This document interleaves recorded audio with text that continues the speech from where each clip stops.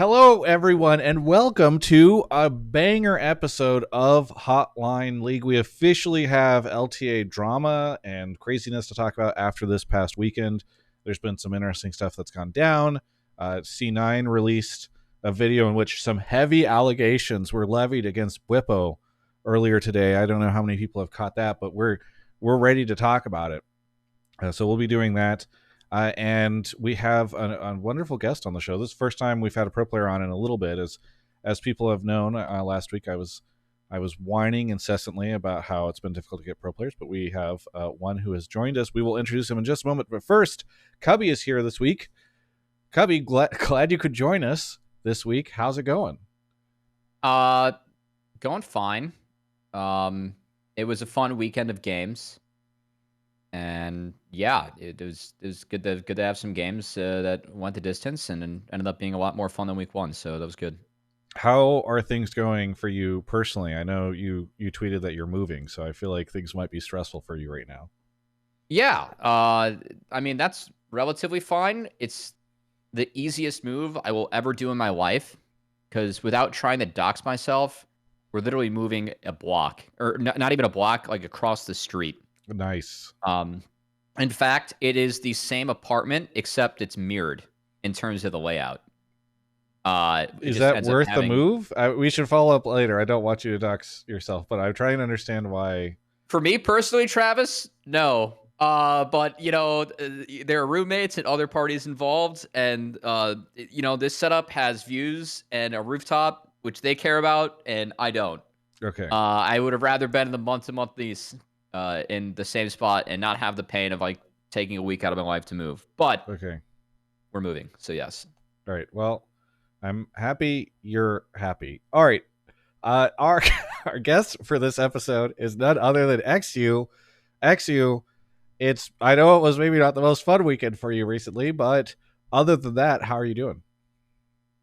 I'm doing okay. Definitely, yeah. It could have been a better weekend, but you know, it wasn't the worst weekend possible either. So like, you know, can't be too mad. That's true. We're excited to learn more about how you're doing throughout the course of the show, but a lot to talk about. Also, Cubby, this is the part where you're supposed to ask me how my weekend was. Oh, Travis, how was your week, by the way? Oh, you know what? If you insist, I will mention that I was at the Grammys last night, which was a very unique situation that popped up to me. I was fully planning on spending the entire day at the LTA on Sunday, and then at midnight on Saturday, somebody reached out to me and offered me, they work in the production world, and they said, hey, I've got 2 tickets to the Grammys. Do you want to go? And so I went to the Grammys for the first time ever, which was really, really fun. So you saw Sabrina Carpenter play. I saw Sabrina Carpenter. I saw Chapel Roan. Olivia did like an introduction.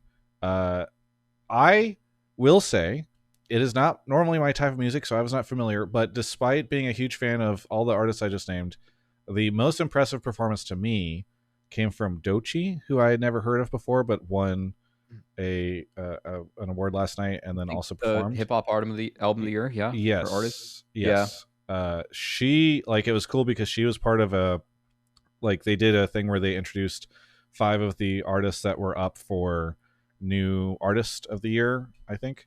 And they went through and they introduced all 5 of them, and then they did this fun little thing where it just organically all 5 of them played right after each other.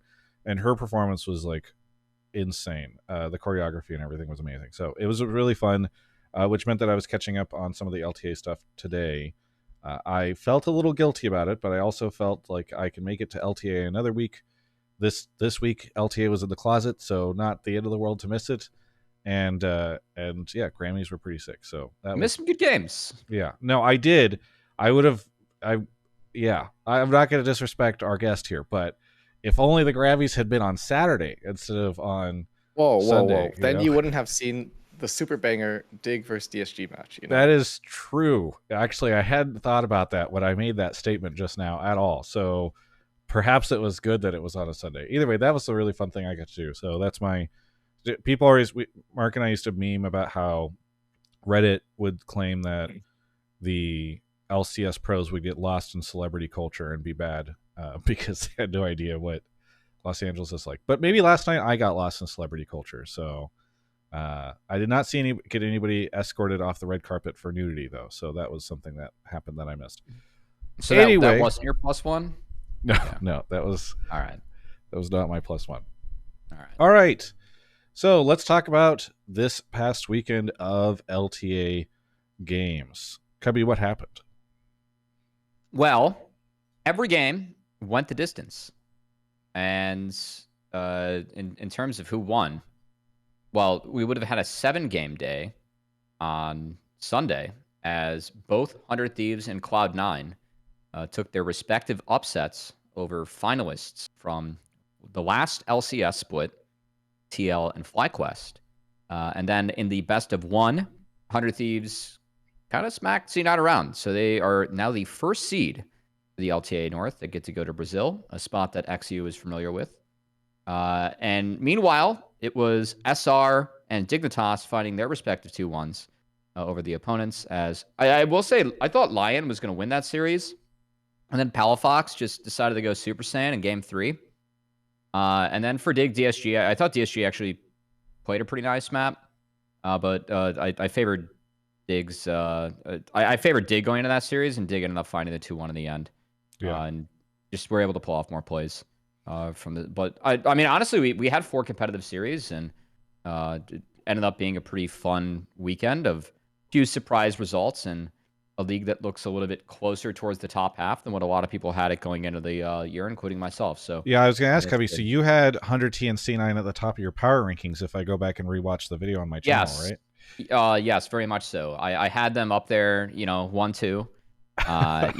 This is actually just the same scenario of what happened the year before, where everyone had Cloud9 or NRG at the top, and then FlyQuest and TL ended up taking it away from them.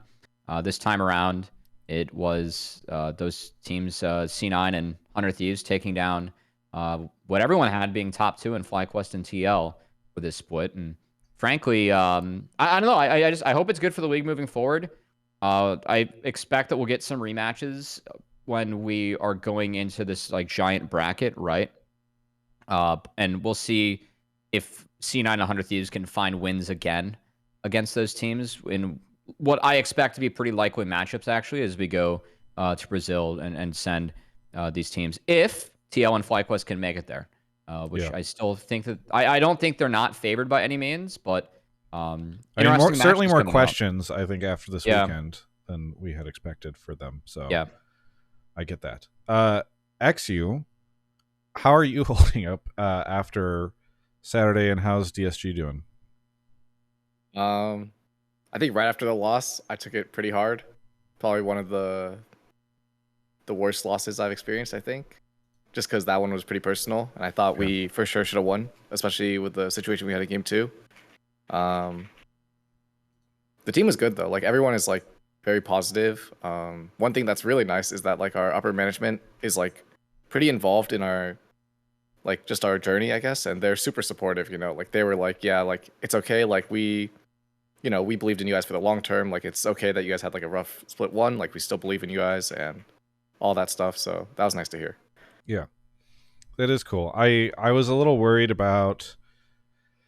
I mean, I guess over in LEC, we've seen some pretty reactionary stuff in the last couple of years in terms of how quickly people will make roster changes after only a couple of games sometimes, and because they have had the 3 split format longer than we have.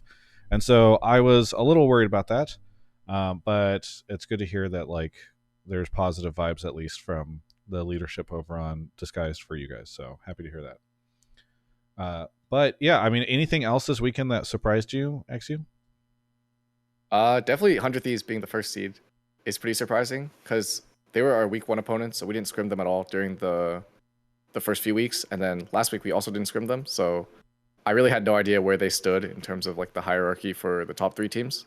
So I just kind of assumed they were the bottom 1, but it looks like they surprised me, and I think they surprised a lot of people. So yeah, pretty cool to see. What do you attribute that to? Like, why do you think that they are better than people were expecting?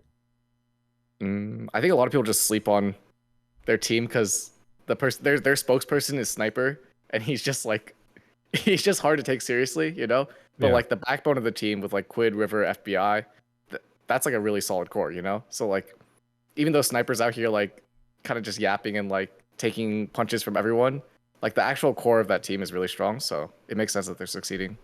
I like that a lot. It's like a misleading thing where they're like throwing, yeah, go say crazy shit and make people doubt us, and then Yeah. the team just like we'll just come through anyway. It'll be fun.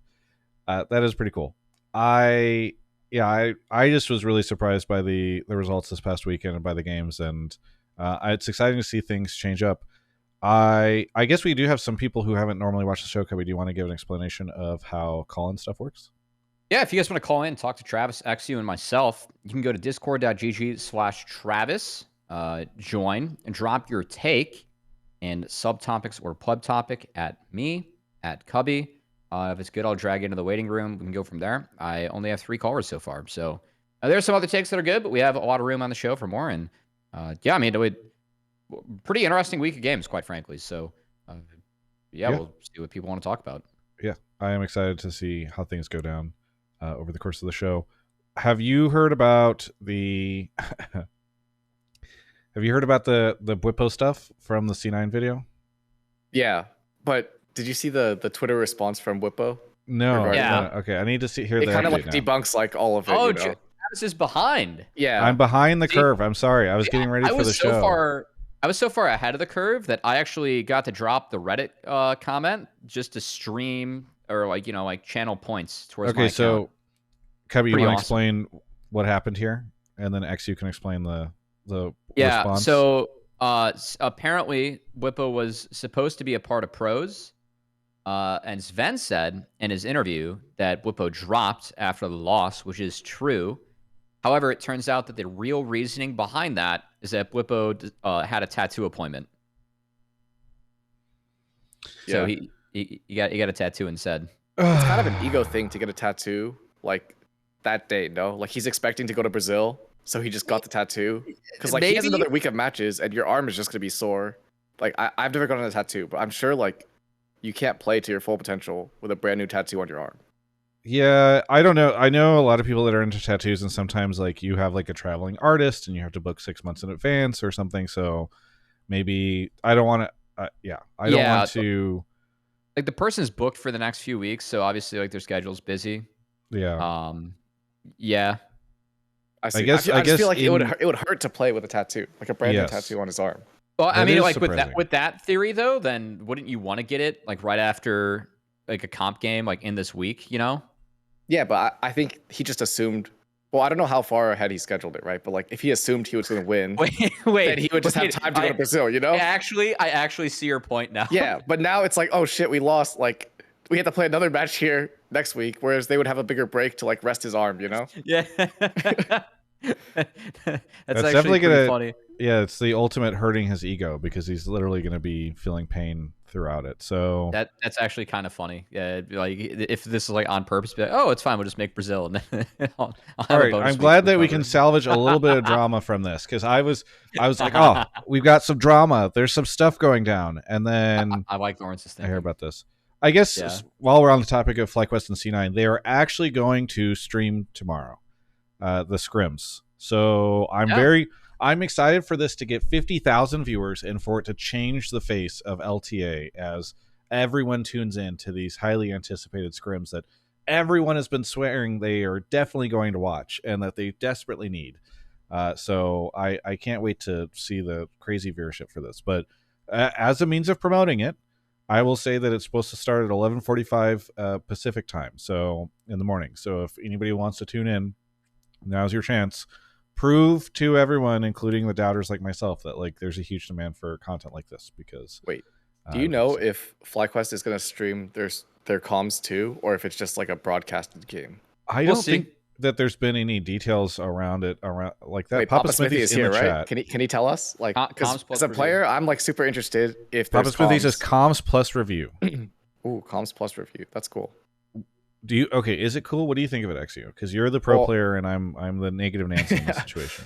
I mean, I talked about it on pros. I think like we're on like a bottom team, right? So like any extra information or knowledge is beneficial.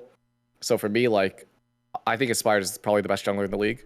So having 6 games of his scrims where he's calming during the game, calming during his reviews, like if you have access to all of that, I mean, that's just cool, you know? Like I want to learn from him. So Yeah. yeah, it's nice to have that available. And on our end, like we don't have that much to lose, you know? Like Right. if we stream our scrims against them, like if you're studying us, I don't know. Yeah. All right. Well, I'm excited for this. So yeah, it does feel like people have become somewhat entrenched on this is a good idea or this is like not a great idea. So we'll see how things pan out. But I mean, I have just to set the record down for myself. I feel like this is going to be one of those things that people hype up a lot, like Champs Q, and then it will be underutilized. It'll be a combination of underutilized and there will be like less interest in it than people said, and then both sides will be able to be like, well, we didn't scrim it or we didn't stream scrims that much because when we did there was not that much interest, and then the people they'll claim like, oh well, you just didn't do it often enough to build the pattern, like all these other teams in Europe are streaming all their scrims, and so this is totally going to be a thing. So like I think it'll be unresolved, but I feel like this is going to turn into a nothing burger, so we'll see. But I hope that I am wrong and that this is wildly successful and that people are super into it and that it deepens fandom with the players and all that stuff, because that's good for the league, it's good for fans, it's good for the players, and ultimately it's good for me, and I'm looking out for numero uno in all of this. Just kidding. damn, Travis got co-streaming rights confirmed. Yeah, exactly. Yeah. What I don't know what I would do with co-streaming rights for something like that. All right. What else has happened in the past week? Anything that we're forgetting, Cubby? We talked about the games, some drama that we can get into, the stream scrim things, which I don't know if we'll get another call on it tonight, but obviously it's been a conversation.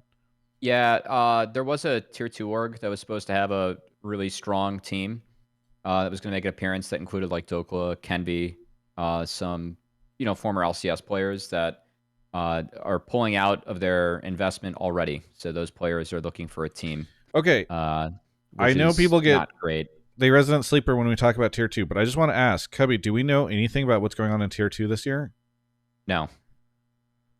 Well, yes, because like there are format announcements, but in terms of start dates and everything, not announced. It was the original announcement was like back when they said like there was going to be an LTA overhaul and included a separate tier 2 announcement, and that said March. Like that it would start in March? Yes. But there's also supposed to be an OQ tournament where they'll decide the other 3 teams that will be a part of tier 2, so NACL. That needs to be sooner, given the timeline they gave, and there's still no info on that either, and it's February. Isn't that really fucking dumb? Yes. It kind of stinks that there's no info on it. So yeah. And this org pulling out, it definitely is not because there's no info. I'm told that there was a sponsor that pulled out, but it still sucks that like this org announced a roster that was like actually pretty good and would have been a favorite to at least be a part of NACL, maybe even like be competing against Exyu at the end of the year for promo relegation, because keep in mind that like the doors are open for all that now, and for them to like pull out before ever playing a game just sucks. Exyu, what do you we've already make spent about too much time on this, but yeah, as a player, what do I think about it? Yeah. I mean, if I was a tier 2 player, I'd be mad because you don't play for 3 months and then there's also no information about your format or like what's gonna happen. I think it's just frustrating, especially like tier 2 in general has just like regressed, and this year it feels even worse than it was last year when I went back. So it's just kind of sad to see. Yeah, I am pretty disappointed because I feel like at the beginning of this year they tried to make more promises again on like, hey, we've heard you and we're going to try to work on this a little bit, or I don't know. It seemed as though there was some recognition or effort to make it clear that like they understood there were problems, and I feel like this does not communicate a message of we care about tier 2 League of Legends. So that feels bad. But there are some really cool things that we're going to talk about on the show tonight, so we can do a mixture of both.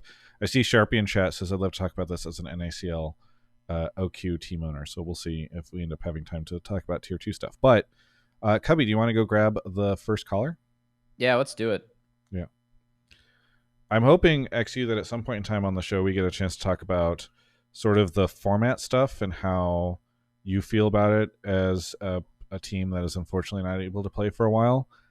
So we'll save it. I assume there might be some calls on that topic, or at least something that touches on it. So we'll see how things go. But I think that's also kind of relevant to what we were just talking about. So Sakowitz is here. Sakowitz, where are you calling from? I'm from Houston. I'm calling from Houston, Texas. Houston, Texas. What do you want to talk about on the show? I'm here as kind of a doomer, a little bit talk about this format. Oh, there it is. Perfect. There we go. Yeah. Well, okay. Mainly in the context of this being the first split, this format is so bad. It's so unwatchable. At least for me and my friend group, we cannot stand what the current format kind of means for us as viewers. And it has nothing really to do with the schedule. It's mainly to do with the length of it and the fact that it is an official. I am correct that this is officially split 1 of the LTA, right? They call this split 1 of the LTA. All the regions are in split 1 right now. All right. This is the official winter split, I suppose, of the LTA. And no, it's not the official winter split. Oh, it's not winter. It's split 1, yeah. You didn't watch my content, my friend. What season is it in Brazil right now? Well, I was focusing on school while you were releasing content. I'm done now, so woo. But what season is it in Brazil at the moment? Brazil. Yes. So I don't know if you know this, but LTA is we have 2 different conferences, and one of them is in Brazil. Yeah, I'm aware. Okay. What season is it in Brazil? Is it not also season 1 for LTA South now? No, what? I'm so confused. Wait. What Oh, yeah. Okay. Yeah. Okay. Yeah. I got it now. What season? I'm recovering from the flu. I've still got a little bit of brain fog. Okay. Well, to be clear, it's summer, and you're buying more time. Okay. That's why it's not winter season. See, okay. Exactly. Okay. See, I have all this penned down. I've been on here before. Okay. So it is split 1, and you are frustrated because of the fact that it's split 1. You want to elaborate a little bit more? Yes. So a little bit of context. I saw a tweet. So I was watching the Dig and the DSG game, and I was kind of happy. I was like, oh, I finally get to see these teams play. These were like the 2 teams that I was looking forward to watching the most, and seeing them play each other. And then I was happy with the happy with the result. I was rooting for Dig, and the next day I see Cubby tweet, "Can't wait to see the drama continue between these 2 teams, April 5th." And I kind of crashed out at that point because I don't get to. It occurs. I don't get to see these teams play each other until April, and I understand that we have that we're pushing that this split is the one that we're pushing for.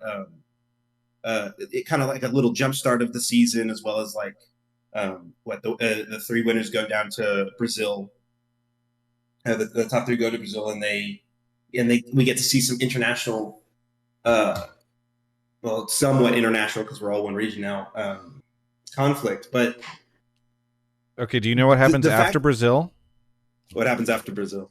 I'm asking you. Do you know what happens after Brazil? Isn't there another international tournament? Yes. Do you know any of the details of that tournament? No, I haven't. I completely. You remember the old MSI format, like the first one? Yeah. It's that. This is okay. This is good. Like I'm not trying to belittle you. I'm saying that it's fine. This is important. I came in here off pure energy. No. I respect that. By the way, I respect that, and I also feel think the energy. that this is important because I think a lot of people. I think Riot should probably talk about the format stuff to a point where everyone is so fucking tired of hearing about it, because I don't think people know how the format works, and so they don't know the positive and negatives to it. By the way, I'm not trying to defend the current format. I also am not happy about the fact that DSG doesn't play, but it is important for you to know that there is an international event whenever you're thinking about the fact that games don't happen until April 5th. So yes, there is an international event. It's not about the games. It's about seeing, as someone who was an LCS fan and is now, trying to cultivate myself into becoming an LTA North fan and an LTA South fan. Not being able to see half of the teams in my conference play for months after this start of the split, well, is diabolical for me. I in the future, I hope, at least do a single round robin. I'd like to see I'd like to see DSG be able to play Team Liquid or be able to play whoever else. Yeah. But I don't get that anymore. I have to wait. Essentially to wait for me as a fan waiting for a traditional split. I have to wait 4 months, 3 to 4 months, and that just seems absurd. And who knows how many other fans feel like me. I'm not sure if I know LPL is doing some other stuff. I know some of the other formats aren't exactly the same as L2. Well, it's very fair to say that Split 1, the format for Split 1 compared to Splits 2 and 3 is downscaled for every region, right? And the international tournament as well. So I think that's like a very fair baseline to have. And I know that I've used this phrase a lot, but I've called this split, it's a novelty split, right? We're playing Fearless Draft. It's a very small scale international format. In the case of if you were a losing team, you only get 2-3 weeks of play, depending on if you were LEC or LTA, or in LPL, you could get smoked in 3 best-of-5s and be done with it, which is, I get more games technically, but still, it definitely is a novelty split and a warm-up split. I think that fans, for me, where I think that fans can be bummed, because I'm with Travis. I don't think that this was communicated as well as what Riot could have done, right? But I think the fans, they have to approach this as, okay, this split is shorter and going to be different. And in a way, you have to be okay with that. I think it'll be on Riot, that first international tournament that isn't MSI, to kind of convince me that this is worth being called a split as well. Okay, I agree with you. Yeah. Because it's one of those things where, the first LTA champions will be crowned based off this, when not every team even played each other in their own conference. And that just feels so. Well, I think it's also an important thing to note is that they have different titles for all. Oh, they're not going to be LTA champions for. I forget, to be quite honest, I forget the way that they dubbed everything, but no, like the title that matters most is the one that happens at the end of Split 3. Yeah. Okay. Because I think LEC did something similar with their changes, because they don't want to have that helps. That G2 does win help. 4 trophies or whatever. They're gonna have to convince me. I'm giving them this year to make me really like the sequence of these splits, because the divide into 3. I at least I was able to corral a pretty large friend group into start watching LCS, to keeping track of LCS and LTA rosters and games, and some of the storylines. What would you like to see differently?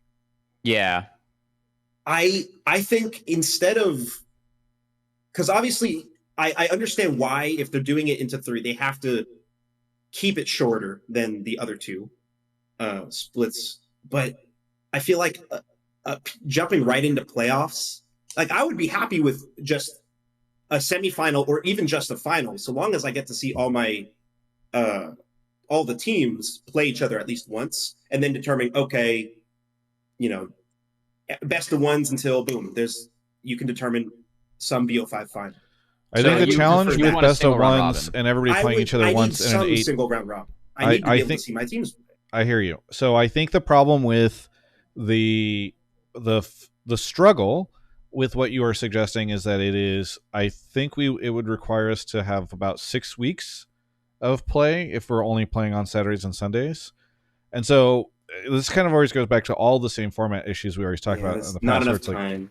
It's like people need, as people think about solutions to these problems, similar to when we were talking about integrating best of 3s, double round robin best of 3s, it's like there needs to be thought on, okay, how would we structure that? And if we're talking about making a 6-week split where everybody plays each other, and then you have to go play Brazil, and then a team from that goes to this first stand tournament, you end up if you look at all the weeks, it is not really feasible to do something like that.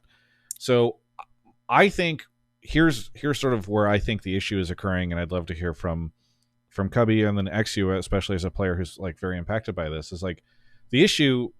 I don't think this would be an issue if we did not have to go play against Brazil.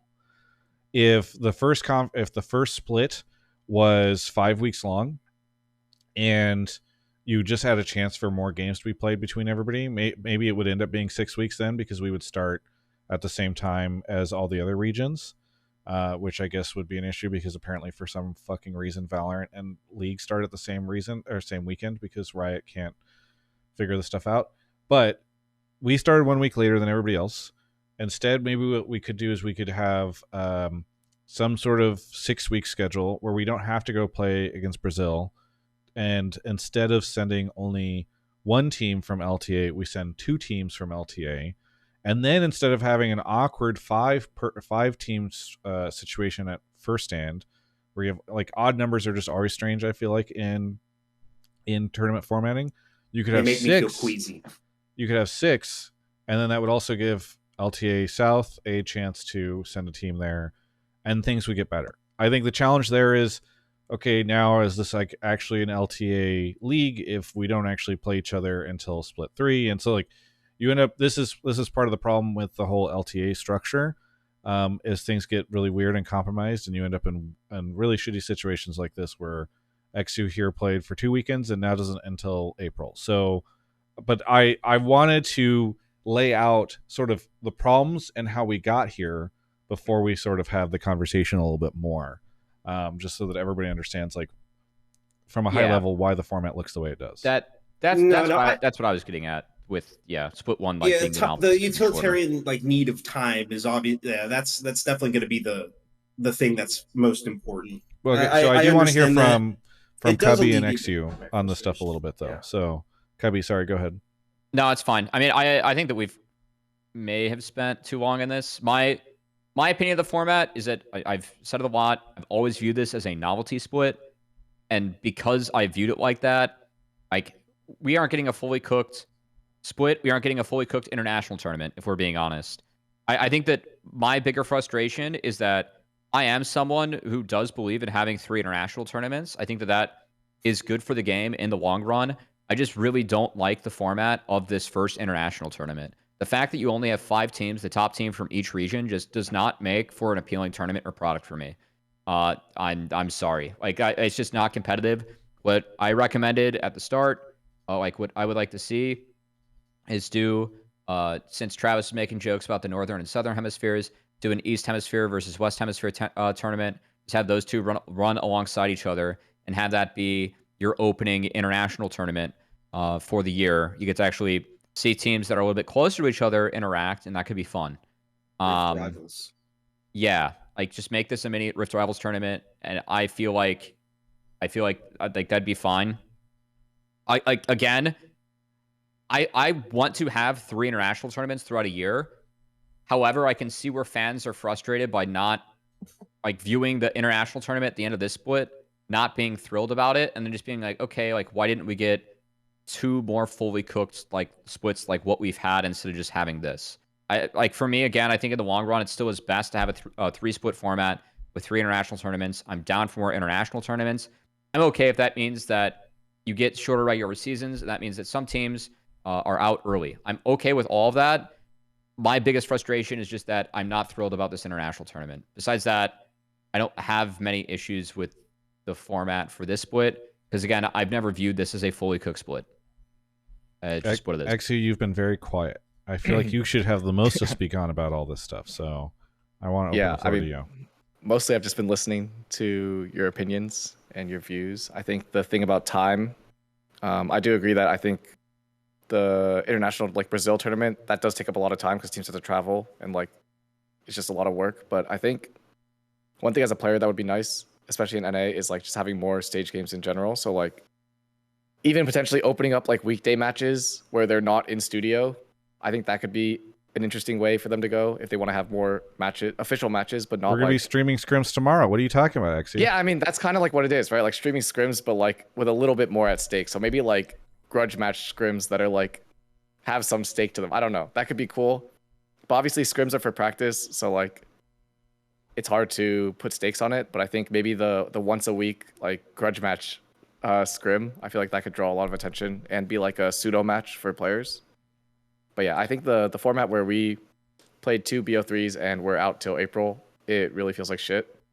Especially, I mean, we're kind of lucky because we didn't have any visa issues, but like for someone like Saint, who got here on the 20th, and he's eliminated on the 1st, like he was literally in America for like 11 days, and he's just out. And he won't play again for 2 months, which is insane. So, yeah, it must feel bad for him. It feels bad for us, but it must feel worse for him, you know? It's also funny. Go ahead, Kevin. It's also funny because like this was one of the complaints about the lock-in tournament, that like visas were hard to get in on time, and to do that, I mean that's why you played in the lock-in tournament, XU. So yeah, I find it funny that like that was a real complaint that teams and owners had and fans had about the lock-in tournament, and in a way like it is a different version of the same problem here, where it's like, okay, like we did get him in, but not really in time to actually prep for this, and like now he's just out again, like for a couple months, right? Like that does kind of stink.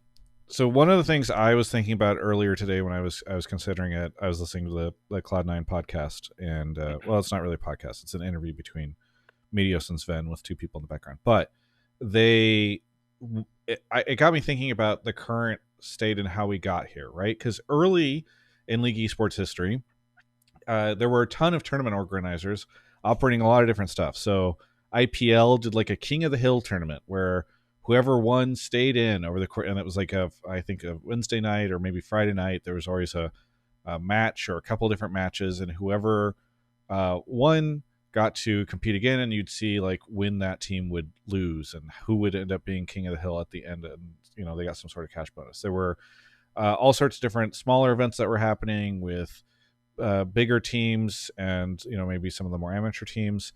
And I think that what is unfortunate is we lost a lot of that stuff because we were told, hey, instead we're going to get this really cool league system where all the teams get to play all the time and you get to see them every week.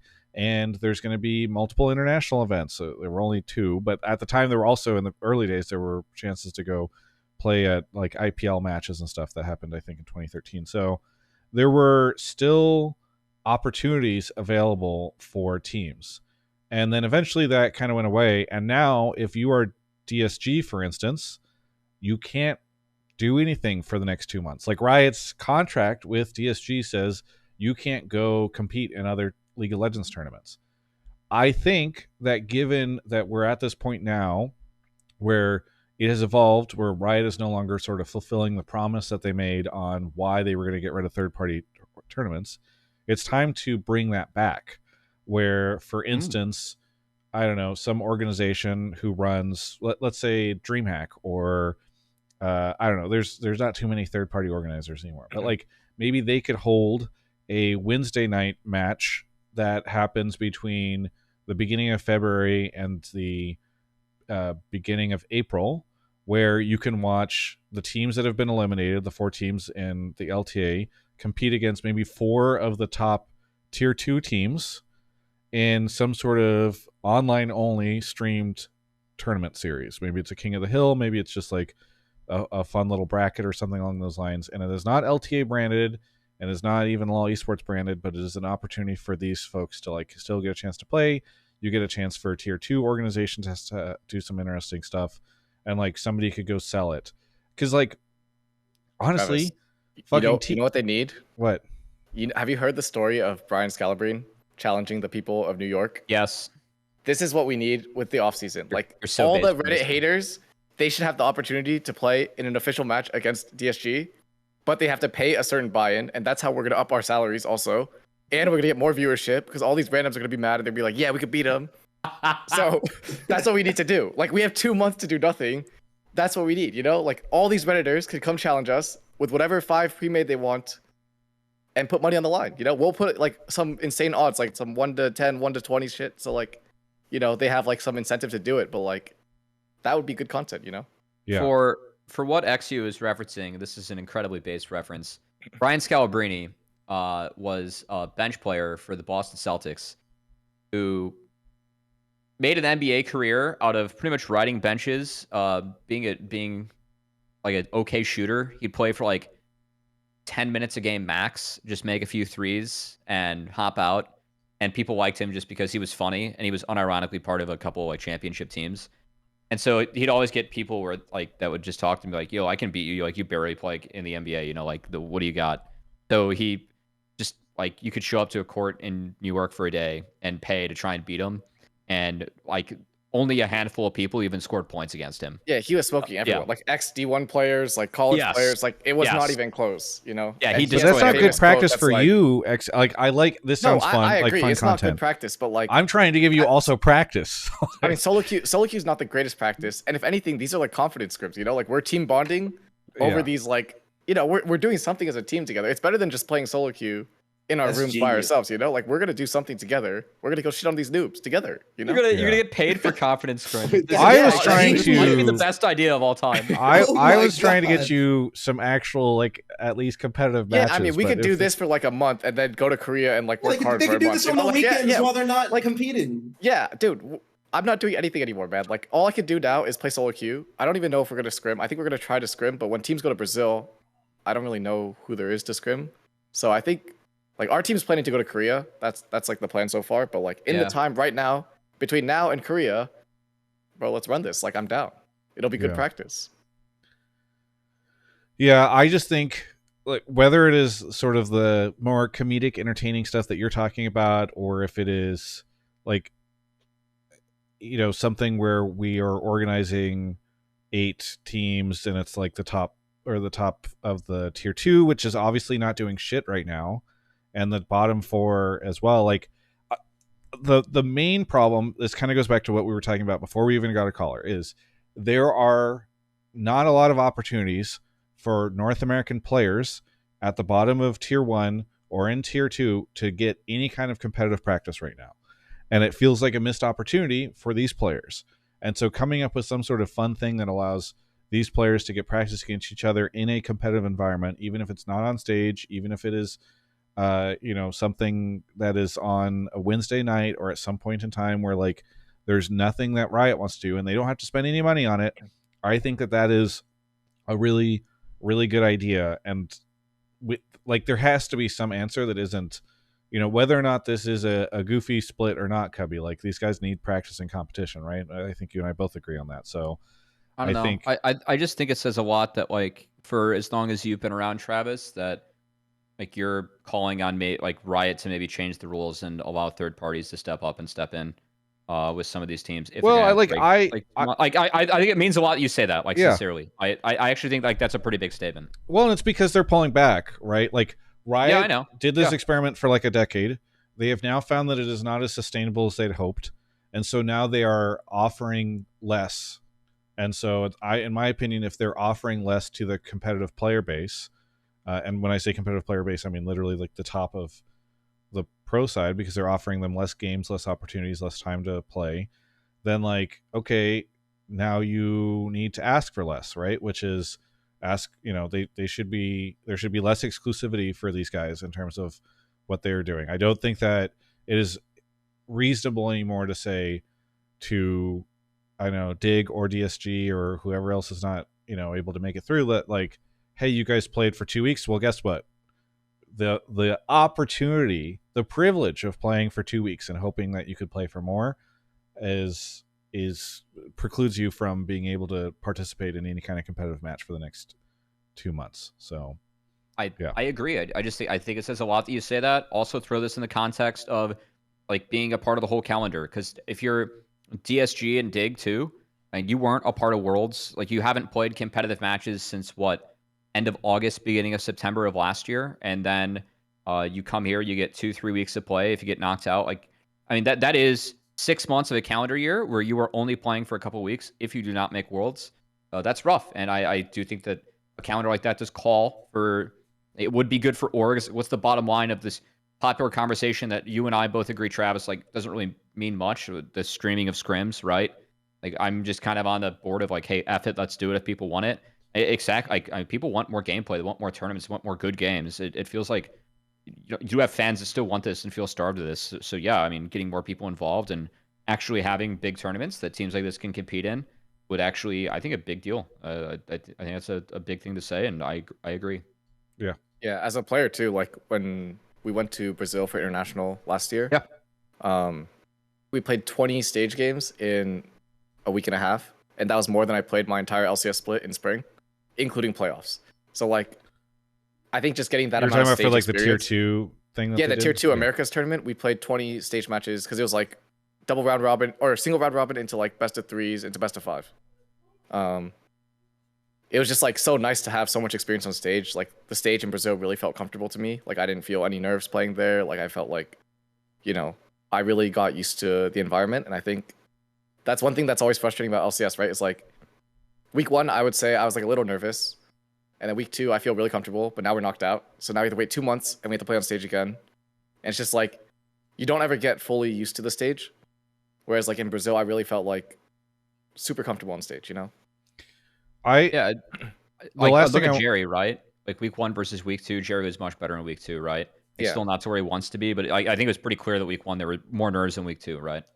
So, yeah. The last thing I want to say on this is, if we've been considering this from a pro player perspective, which I think is important, but if I was Toast, I'd be like, okay, part of this is on me not being able to put together a roster that can become competitive in time, or at least like not even trying to talk about the 5 of you guys, right? But like clearly the team was not good enough to continue on, and obviously it's the beginning of the year, so there are reasons for that. But like he's spending money maintaining this team and the league, and I feel like he should be less interested in doing that when 2 rough weekends can net you 2 months of no opportunity to do anything with your team in a competitive way. You know, like it's from a team ownership perspective, it lowers the value of each of the different LTA slots significantly, because you have 2 weekends to try to figure this out, you know?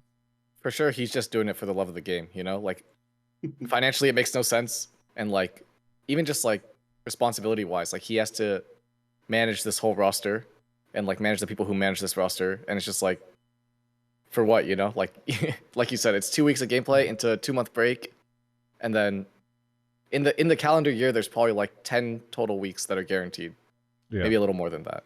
I think it says a lot, like, about his friends that showed up too, like what you know, what he thinks and feels about that. And I don't mind it being somewhat cutthroat, by the way, in terms of how quickly teams start getting eliminated if there was another opportunity for them. You know, I think from a viewer perspective, it creates a lot of tension, and it's gone from the days where it was like 10 or 11 weeks of just everybody playing each other over and over again. So I don't mind it. I just feel like there needs to be some sort of fallback for the players and for everybody to do stuff. So anyway, we've gone in circles on this, but Sakowitz, anything that you want to shout out here at the end of the call? Well, shout out to DSG. I was rooting for y'all. Well, I was rooting for Dig, but I was also rooting for y'all to play again. Shout out to NZXT for supporting the show, because this show is amazing. Shout out to Cubby's missing mustache. I hope he comes back soon, because he was dynamite with the mustache. Why? Then I don't know. Shout out to my boys, and that's it. Yeah. Bye. Thanks for the call. We'll catch you next time. So I know we're still looking for callers, Cubby. Yeah. But while you want to explain one more time just the short version of how people can call in and put their take? Discord.gg/Travis @me @Cubby with your take, and if it's good, we'll play you in the waiting room, and you can call in from there. Yeah. While you're grabbing the next caller, I'm going to go ahead and do a sponsor shout out for NZXT. Last caller just did a wonderful way of giving us a segue into it. NZXT is our sponsor for Hotline League. They make awesome stuff, and if you haven't seen it yet, over on Twitter, I did a big shout out to their new Elite Gaming Gear line of peripherals, of which I conveniently have. I definitely did not plan this. The new keyboard right next to me. This is their new mini TKL keyboard. Very, very nice piece of hardware. It's I just love the steel that is along the edges here. It gives it a really nice weight, and I just really feel as though they put a lot of time and energy into crafting these different accessories. So there's a new mouse, there's a gaming pad, there's a new microphone, there's all these things that are over on the NZXT website, so you can check those out. There's a link in the description if you're watching over on YouTube. If you're watching it live, Numi has been sharing links to it. And then we also have code Travis5, which sometimes I don't do a good enough job of promoting. But if you use code Travis5, it should save you 5%. I know somebody did mention to me that they had some issue with that code. So if anybody has issues, please message me so that I can contact them, because it should be completely fine. It should work on, I believe, almost anything over there. So please check that out if you can. But their new peripheral lineup is pretty great. So if you're looking for a new keyboard, mouse, if you're looking for a new microphone, you can go check those all out over at the NZXT, a link. They have that all listed there. And the other thing, by the way, I do want to mention is that they do have, I saw this the other day, the RTX 50 series pre-built computers are up. There's a 5080 edition and a 5090 edition. The 5090 is coming soon, so cool to see that we've already got that 5000 series rolling in. If folks that were looking for the new GeForce RTX 50 series cards that just came out. So thank you so much to NZXT for sponsoring the show. Really appreciate it. Please go check out their stuff. Doing so supports the show and helps it so that we can continue to do this in the coldest part of esports winter. So I see people, speaking of keeping people warm, I see people still shouting out Ixbix for his generous sub bomb at the beginning of the stream. So thank you to Ixbix again for that. We've got our next caller of the evening here. It is stevenator. Stevenator, where are you calling from? I'm calling from Grand Rapids, Michigan. Grand Rapids, Michigan. What do you want to talk about on the show tonight? I want to talk about how Fearless has genuinely saved watching competitive play for me, as someone who's been watching literally since Season 2 when the LCS started.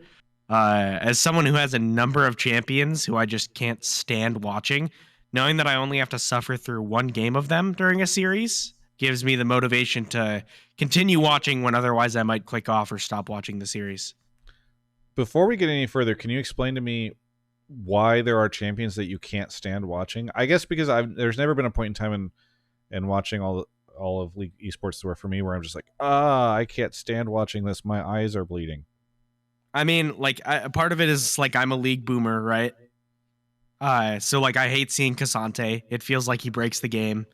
I hate seeing Smolder. It feels like it's basically just ego checking the other team to see if they can end before he gets to his power spikes, right? I hate seeing Ambessa. I hate seeing a lot of just like very stereotypical like season 15 bullshit kind of champions. And I understand that like other people might not mind watching those champions, but that's fine because I'm sure that they have their own stuff, right? Like people really hate Corki Azir. I don't mind it as much because I'm like a mid laner. So I understand the matchup, but if Corki Azir is the thing that people absolutely hate watching, they have that in a game, and worst case, they know that they only have one game of that, and they can look forward to seeing whatever the matchups are next game. For me, that's Cassante, that's Smolder, that's Ambessa. For other people, it might be something else, but just knowing that I won't have to watch them run back that draft next game, or if you take us back to that meta, like, I don't know, a year and a half, 2 years ago, where it was just Zeri, Lulu, Lucian, Nami handshakes every game, like knowing that I only have to watch that for one game, and I'll get into something different, not necessarily more interesting, it could be something more boring, but something different is just super refreshing to me from a viewership perspective. Yeah. Exyu, out of curiosity, by the way, can we just make a poll and just see like, you know, how people feel about Fearless Draft? Sure. I'm just kind of curious because I'm sure that like Exyu, kind of like me, having experienced it last year, like already has some opinions. But I'd be curious, like, what the fans in the chat thinks, if it's possible to just like do a yes, no, or like a 1 through 5, like how they feel about it. Right. Yeah. Actually, having played in it these past 2 weeks, how are you dealing with it now, or how are you feeling about it now? Well, I played in it last year too. I guess that's true. Like, yeah. Academy's version of it, but honestly, I think it's cool. I think it gives a lot more power to coaches and like high level draft brains, I guess, like because before you would do draft prep and like it's all the same. Like you prep both sides ahead of time and then you already know what you're gonna play going into the weekend. But now it's really like it's very fluid. Like you have to go with the games as it's happening, especially in like BO5s. We haven't gotten there yet, but like, you know, game 4, game 5 of a Fearless draft, like you really have to know your champ priorities and your matchups really well as a coach. Like you can't just be like, oh, let me look at my like sheet and see what it says. And as a player, I think it's cool because like at a tier 1 level, you should have a lot of champions that you can play really well. I think having at a tier 2 level was bad because those players are still learning like the rules of the game. So like switching it up a lot creates more variables than they need. But like at a tier 1 level, I think it's cool to have, and if the fans like it, I think it's worth keeping. Yeah, the poll's up, by the way, for those watching on Twitch. Go vote. Yeah, I gotta say, I mean, I thought fans wouldn't love Fearless Draft, or that it would be a bit overrated for them in the end.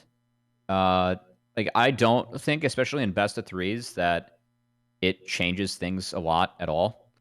And I also like have seen, I felt like the quality of play or quality of games was lower or like decreased over time with Fearless. Like teams just didn't improve, or, like weren't able to execute things quite as fast as I was hoping so, or like what I saw in other splits.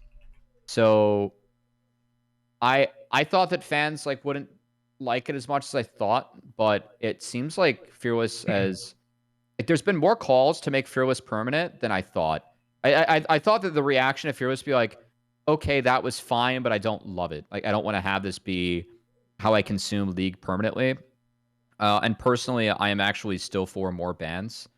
But the fact that like it has been a good reception is cool. And again, it really surprises me because I really feel like Fearless has the biggest effect in games 4 and 5. And we haven't seen those and are only going to get to see one best of 5 in this format, like in this region.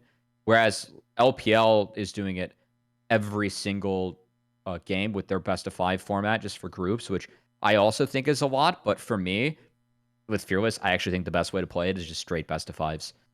Like just because that's like when it hits the most. So, yeah, I don't know. I was wrong about this. So after spending a year with it, like I didn't love it. And I'm happy that fans have liked it more than what I thought. Yeah. I feel like your perspective is different because you're like a caster / like analyst also. Like you care more about the level of the gameplay, which definitely does decrease in Fearless because like in scrims, you might not be able to play a certain champion all day because they have blue side and they just take it, and then you can't play at that block, and then the next block you might just be banned, you know? Yeah. So you don't get any practice on it. I think for fans though, I really think like the more chaotic games, like they just like it more, you know? They don't want to see like 10 out of 10 Corki Azir, like both playing at a perfect level where they're just like farming and scaling. Yeah. Like they want to see clowns just like beating the shit out of each other and like testing their limits and like fighting, you know? That's what they want to see. So like I think Fearless gives more variance in the matches, and that makes it more exciting for the fans. I think that's the bigger thing, as opposed to the champions. Yeah. Yeah, I mean, so the poll that we had on Twitch, for those that are not watching live or aren't watching on Twitch, it just disappeared, unfortunately. But I think it was like 72% people said awesome, and then another 12% of people said cool. So it was up in the mid 80s in terms of positive sentiment. So that's pretty astonishing. I wish we could do a poll of the average LTA viewer. Like again, just the person, whenever you're looking at the viewership of, the main channel or even like some of the bigger co-streamers, do a poll of those and see how many of the people who are watching even know that Fearless is happening. Because if you told me that like half the people that are just casual viewers of the LTA right now don't realize that like there's a new, draft I think format. that's a good point. You can't tell if you don't tune in for Big Ben, truly. Yeah. No. Or even like if you just have it on in the background, or you're only there for like the first pick ban or whatever. Like I just, and by the way, that's not an argument against it. Like if anything, those folks are probably not as much of a factor in this conversation, I should say, because people are not like, it seems like they wouldn't care either way, right? Unless they're somehow having some sort of negative association with saying like greater champion diversity, but not understanding why, or not having context as to why. But I do feel like especially in best of threes, especially when you don't get the third game, it is like such a subtle effect that I suspect that a lot of people, it kind of doesn't matter to them because they just don't notice, or they don't, they don't have the context. So, yeah, it does seem as though, to your point, Cubby, there's going to be more people who want Fearless just across the board and competitive after this first split than I would have expected. Going into this, so but I guess we still have a couple more months of games of best of have Fearless, including a best 5. So we'll see. Well, I mean, yeah, yes and no. It's not gonna last for. It's only the split, but yeah, I mean, we'll see. I think that if fans call for it back in split 2 and split 3, I can't see Riot committing more to this. Again, I'm always for. I am for more bans in this game. I think there are too many champs to have 5 bans, but yeah, Fearless is. It does have pros and cons, and I'm glad that so far it seems like fans enjoy it. Like that's great. Yeah, I see people in chat arguing with me about Travis calling us clueless again. What makes a casual viewer? I am not calling anyone clueless. I think 1, a casual viewer is almost never watching Hotline League, but 2, I think that there are a lot of people who just are sitting at home on a Saturday and they're maybe cleaning up the living room and they're opening up the TV screen and putting on the Twitch app or the YouTube app and are like, what's on? Oh, it's live streaming the league games. I guess it has started. And then they turn it on and then they're like, who are these teams? And then they just leave it on and they're just watching and they're casually interested. I think there's a large amount of people that do that. I mean, certainly it feels like that's a thing in traditional sports. So I get that there's probably less casual viewers in esports than traditional sports because you have to kind of seek it out. But yeah, I think there's a lot of people that do that. Travis, those people left long ago. Look at the viewership numbers, says Linus Calling. Oh God, I'm arguing with Twitch chat. I'm not supposed to do this. Okay, I don't understand how looking at the viewership numbers suggests that like all the casual people have gone. What if there's just half as many casual viewers and half as many hardcore viewers as there were before? Like the idea that viewership goes down and you just lose every casual viewer is just such a weird non-data centric take. Like I don't know, people are just so strange sometimes with their ways of arguing about this shit. All right, caller, I know we've kind of danced around the Fearless stuff. I don't know if we've said anything here that you want to bounce off of or anything you want to add before I give you your shout outs. Yeah, I mean, I'd just say I've been pleasantly surprised by Fearless in liking it the way that I didn't think that I would like it, or in a way that I didn't understand that I would like it, because I think obviously, like from a casual viewer perspective, you're coming in and you're expecting like a lot more hype picks when a lot of bans are on the board and the usual champion picks aren't on the board. So you're hoping that you're going to get those kind of moments that I think we all remember from like older school League, where some player would bust out a pick that you hadn't seen anybody play in like multiple months or even years and pilot it very effectively. And I haven't really seen any of those yet, but I have been pleasantly surprised at the counter kind of measure that it's provided to the lack of champion diversity. In that we're not just seeing the same handshake trades every game. We're not just seeing Cassante and Bessa top lane every game. We're not just seeing Jace Cassante, Jace Rumble. I mean, we are seeing like those 4 champions, but in longer series, we would see more champions. And I'm glad that we're not seeing the exact same matchups getting traded and handshaked over and over again. Yeah. No, I think that is fair. And it seems like a lot of people agree with you. So I appreciate that. Anything else that you want to shout out here at the end? Just shout out to you guys. Keep up the good work. Keep up the show. Yeah. Thank you so much. And we'll catch you next time. All right, moving on to the next caller. Cubby's gonna go grab him. What are you laughing at? Exyu's talking to some of his old teammates in the chat, and there are some good references in there. Some tier 2 conversations. Yeah, the Philip was in like cosplayed being blind. It was pretty awesome. Yeah, it was you know, it's a rough point in my life. Yeah, but maybe I threw a jab at Philip. Philip did ping me, Lawrence, and asked what was it like being a roommate with Philip. Oh, I mean, that made me want to go back to tier 1 more than ever, honestly. Like, I had to share a room with him in Ohio and then also in Brazil. Yeah, that really gave me motivation to like, man, I got to make it out of the trenches. Like, I love it. We love Philip. Philip is a good guy, says Instinct. Nice. All right. He is a good guy. Some of the fear guys in here. Philip is fun. Yeah. Well, as Cubby goes to grab the next caller, thank you to Bob and George for gifting a membership. Bug Juice Reviews for being a member for 17 months over on YouTube. Thank you, YouTube folks. By the way, I did upload last week a new members-only video on YouTube, so people can go check that out. On Twitch, thank you to Mac to Ace for 39 months. Big Angry Hobo for 80 months. Holy moly. Glimmer Glenn 38, Dark Tarkanis 26, Wafflefoot at 65, Maddie K, and Jargly Puff. Thank you everybody for the subs. The subs are very, very, very much appreciated. So thank you everybody. We're kind of in a day and age where the community support and this kind of direct support is a little bit of the bread and butter, keeping TGI alive. So thank you to everybody who does that. Is it Franz or Franz? Hey, it's Franz. Franz. Okay, Franz, where are you calling from? Calling from Orange County, California. Orange County, California. What do you want to talk about on the show? Yeah, so basically, I am a longtime fan. I would consider myself a hardcore longtime fan. Been watching since 2014. I've been to attend multiple events. I have a tattoo of Bjergsen's signature on my arm. Wow. But I am fading and fading fast. I don't play the game anymore.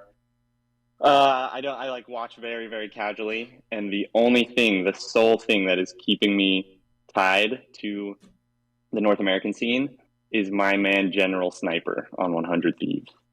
And his energy and, joy for the game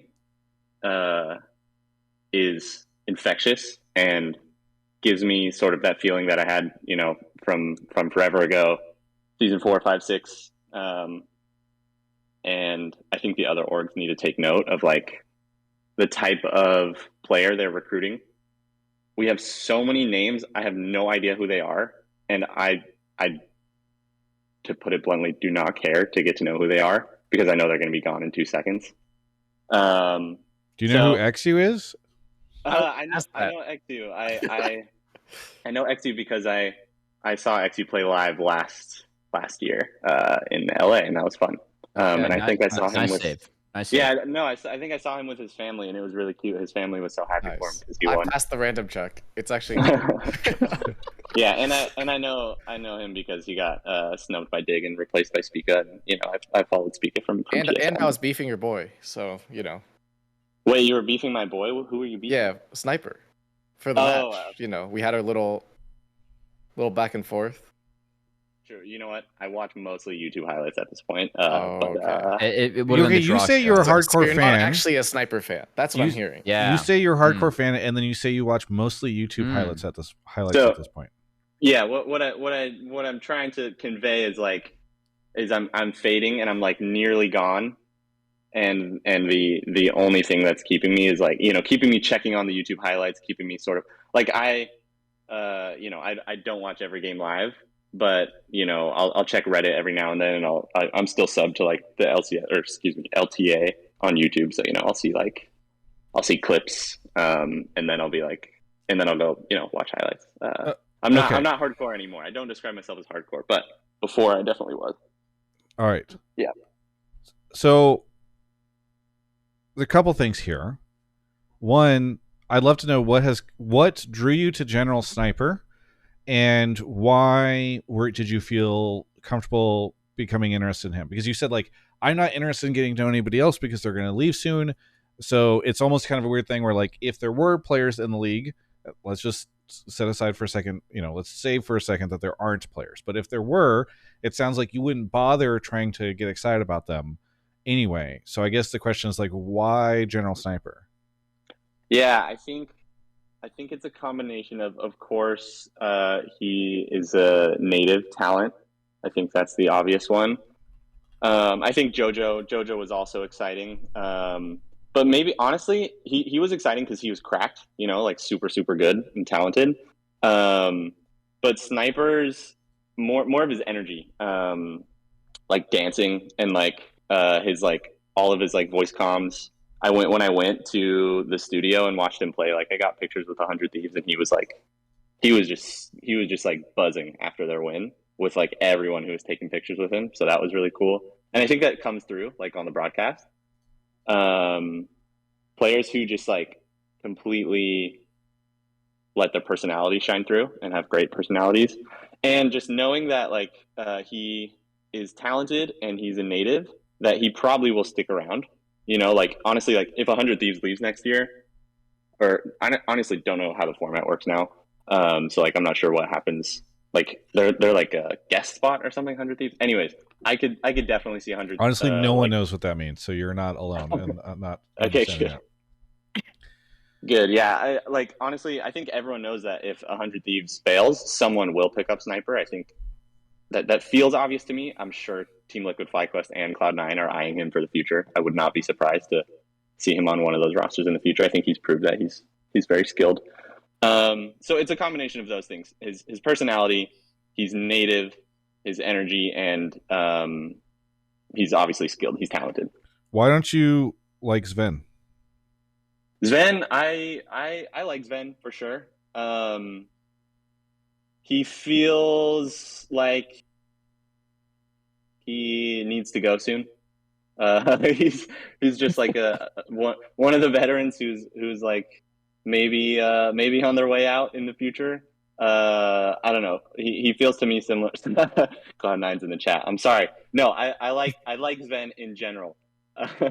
I just mean that I would be more interested if it was like I don't know, Kalist in the LEC, new like hyped AD carry. Obviously he's like a generational talent so far at least.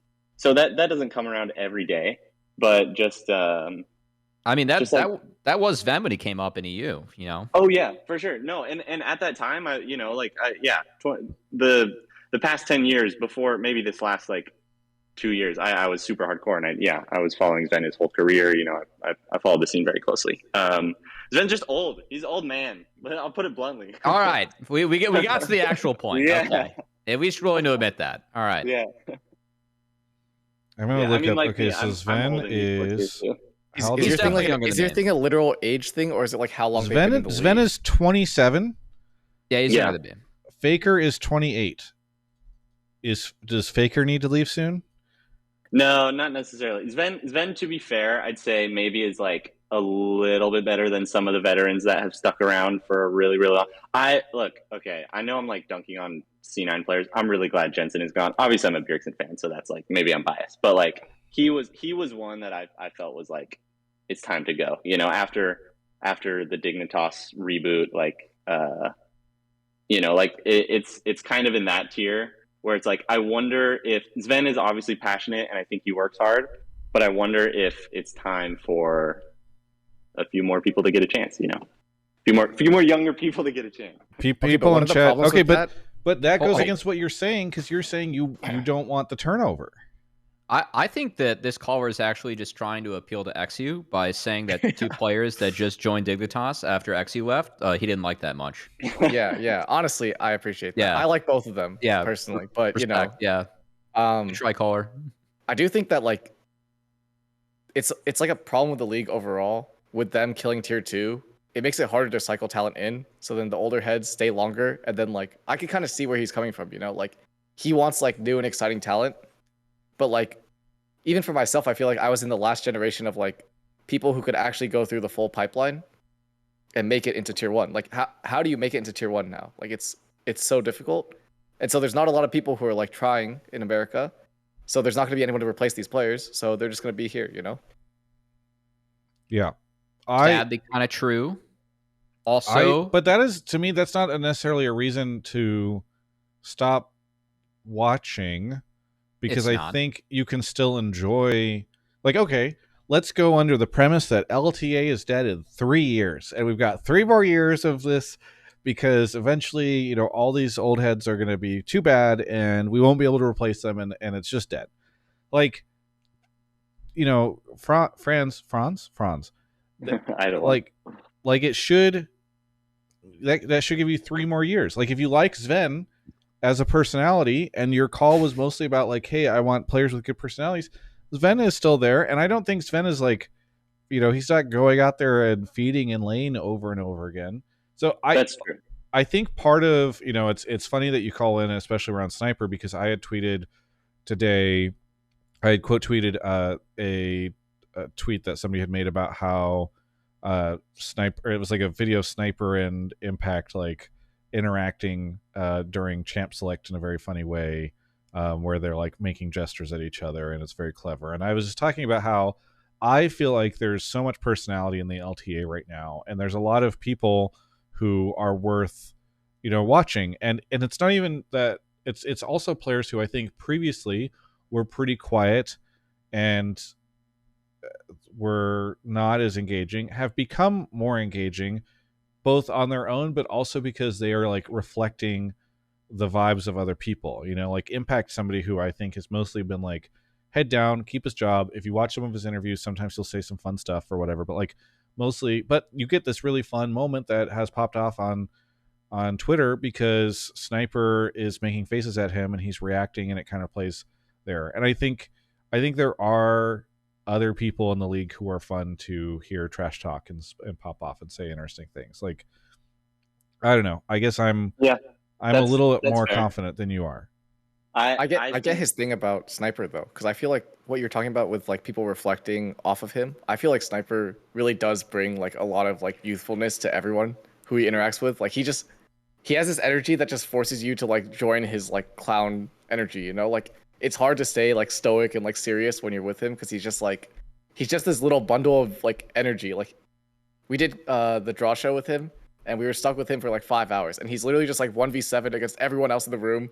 Like just like I don't know. I feel like that kind of energy, it does bring a lot of character out of the other players too. So I could see how that would bring a fan like more life, I guess, in the scene. He just feels like, you know, this guy is actually bringing a lot of personalities out and making it fun. But I would say Whippo does that in a different way.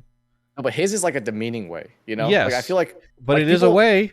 Yeah, I think it's like a different audience. Like people, there are a lot of people who really like Whippo, and I think a lot of pro players respect Whippo but don't necessarily like his antics. He's also like a Draymond Green, you know?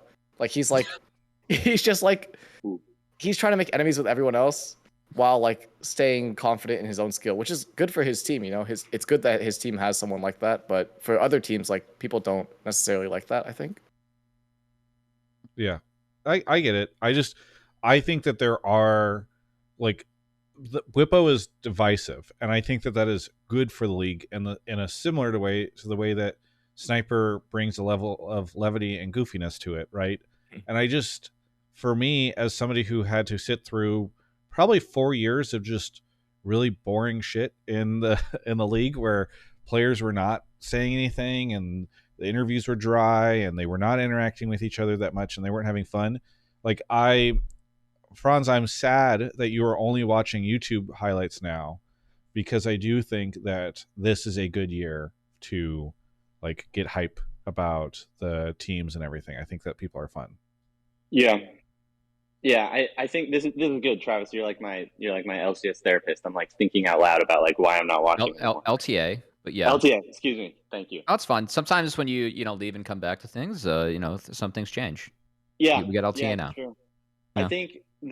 I think as you're talking and as I'm thinking about it a little bit more, Sven specifically, and you mentioned Impact. They're both obviously players I've watched for so long and like so many memories of them. I think one of the things is, they're kind of a known quantity. I don't know how much they're going to improve from now until the rest of their career. They might fluctuate up and down a little bit, but someone like Sniper, I just feel like the ceiling is so high because he's so young and so talented already. And I know he's got his whole career ahead of him that he will just like grind really hard for. And not that someone like Sven or Impact won't work hard. I really think they will. I don't know. There's something about C9 announcing Sven again that's just like, oh, that's cool. You know, I like Sven, but like, I don't know. I wasn't like overly I feel like excited. you say you like Sven, but all of your shots are at Sven. So like, I know. I'm sorry. I get this feeling that you don't actually like Sven. No. He's fine. He's like the root of your frustration with the league. Like there's just this guy. He keeps coming back to C9, and he's just old. Like just get him out, man. The example given. Sometimes you just like to hate too. That's okay. Yeah. You can all like to hate watch. Hating is like, honestly, hate watching. I learned that last year. Hate watching is actually really good for viewership, I think, because I don't really watch LTA games or LCS games last year for fun.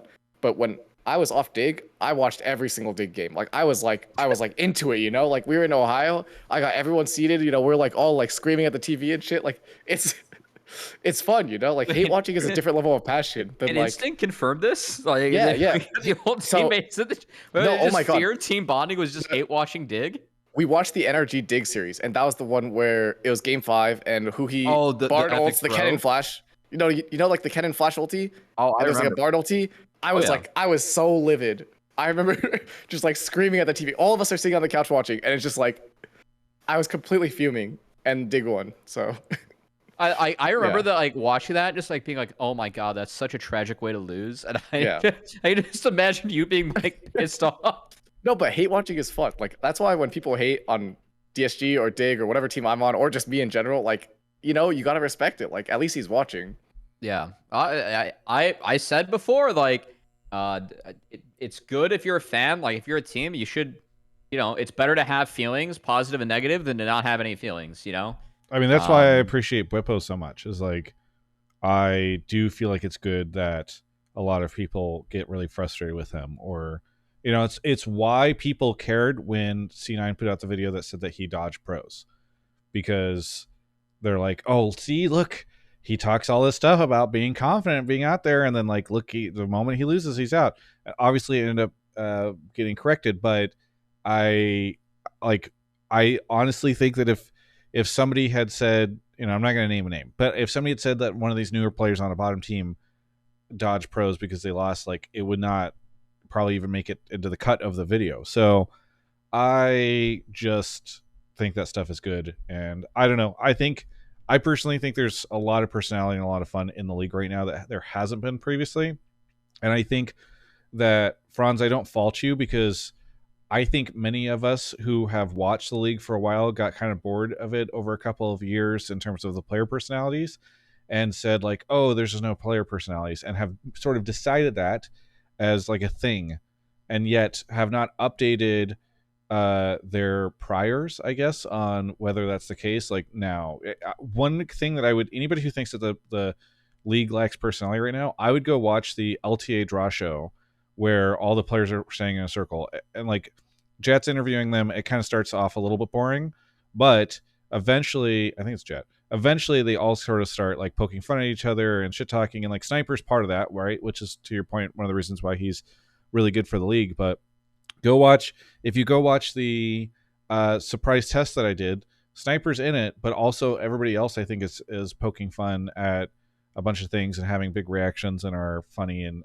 cool in a different way. You can go watch the Masu story. Did you watch the Masu Drive episode last year, Franz?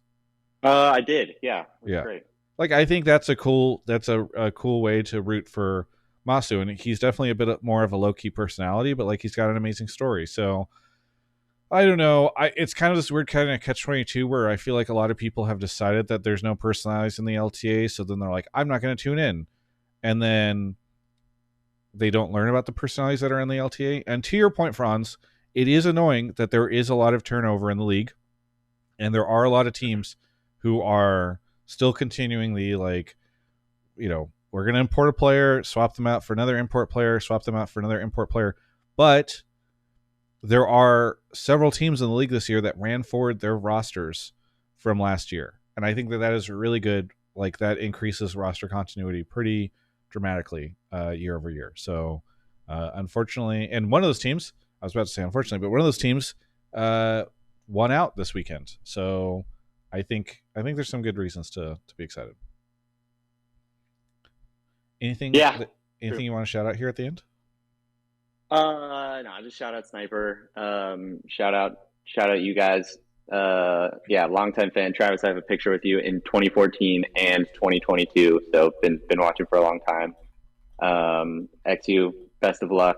And thanks for having me on. Thank you. Cool. Thanks so much. We'll catch you next time. All right, we got about 2 more callers for the episode, but Cubby's going to go grab them right now. Thank you to, Blue Otter League. I don't know if you're still here, but thank you for the 28 viewer raid. Leica from Space, thank you. And Insert Coin. I don't know who that is, but I appreciate their 9 months. And then Power Surge over on YouTube did send a membership, or re-up their membership. Thank you, everybody who becomes. But I know I shouldn't be doing this, but Twitch viewers, if you ever come to a point in time where you're like, hey, Twitch subs are too expensive, YouTube subs or YouTube memberships, I lowered them to $2.99, and you get some videos over there too. Maybe you can do both, but I did just want to mention it because that's another option for you. Hey, we got Weldon here. Weldon, where are you calling from? I'm calling from West Virginia. West Virginia. What do you want to talk about on the show? I'd like to ask Exyu a question since he's a Yes. jungler. I'd like to ask him what he thinks about Atakhan since he played. It's the new jungle gimmick that's just got added to the league, and he got to play with it on live patch the past 2 weekends. I wonder what he thinks of it. Yeah, I mean, I think Atakhan is pretty OP. The buff itself is really OP, the GA one, which is like the only one that you see in pro play. If you actually do get it, it's almost game deciding sometimes. But it is kind of a noob trap, to be honest. And we kind of fell into that noob trap, like in our game against 100, where we just hit it, and then that thing, like, it fucks you up, you know? Like, you got to be careful hitting it, and like the setups for fights around it haven't really been like practiced very much, because like for Baron and Dragon setups, everyone kind of knows. All pro players have like a good idea of how they want to fight and approach the team fights, because that's just been like an objective setup they've had for years.